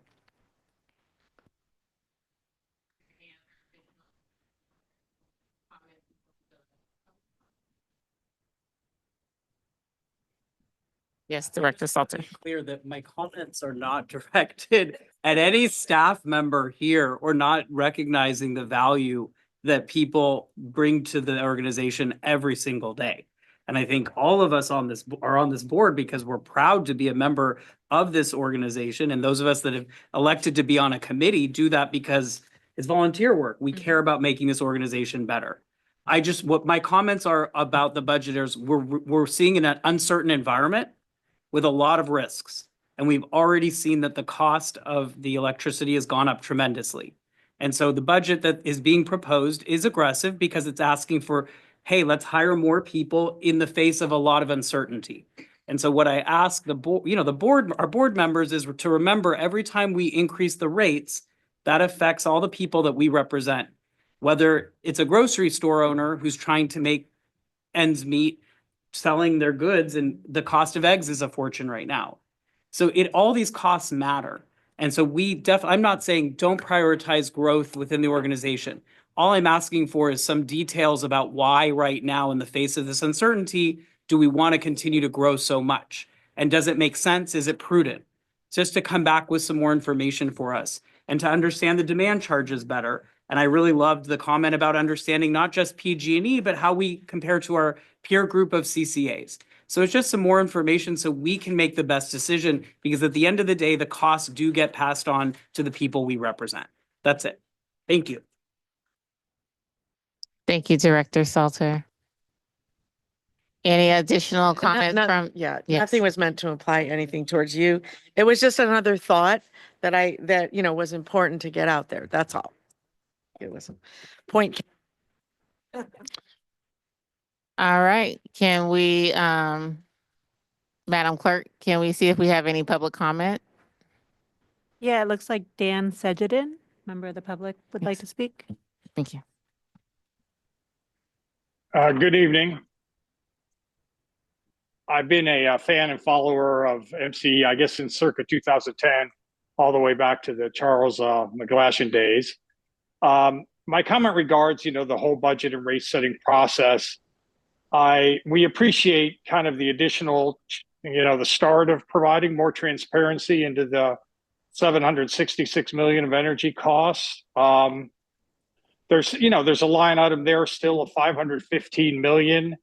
It would be good to know, the speaker alluded to this, how much of this is PPA cost, which I assume is not going up as much, and how much of this is RECs we buy, both renewable energy RECs and greenhouse gas free RECs. There's big differences in these, obviously, and environmental organizations see them as different. So it would be good to make that explicit and show them as different. So the question is, how much of that 515 million is PPA costs and how much is REC costs? We also know from past integrated resource plans that fixed for floating rate swaps are a significant financial item. It wasn't clear where that was in the table. I'm hoping that will be made clear at a future meeting and budget discussion, because that is another significant item that kind of has different drivers. And then finally, there's all this talk of the energy costs going up. I think if you show some of these components more, particularly the RECs versus the PPAs and the fixed for floating swaps, it'll be kind of clearer, where the opportunities and risks are, and increase the understanding and make the board more comfortable with what they are doing with the rate structure and so on, and more comfortable with the overall budget and its risks. Thank you for your service. Thank you for your time. Thank you, sir. Do we have any additional public comments? No additional hands, Chair. Thanks. All right, I'll bring it back to the directors. Do we have any further comments on this item or questions? All right. So we will, as I shared, this will go through the technical committee and the executive committee and come back to the board. So we have a lot to take in, and we'll work through it all. And I will move on to we have no more items. That was our last item. So are there any board or staff matters? Seeing none, hearing none. All right. Tonight, I would like to adjourn the meeting in honor of Devin Murphy's mother. His mother passed away, and I couldn't believe that he showed up tonight. And that's public service, right? You're showing up for your community, showing up for your board. And so I went outside to let him know that I wanted to close out the meeting in honor of his mother. His mother name is Dolores Williams. So if we could just do a moment of silence for her.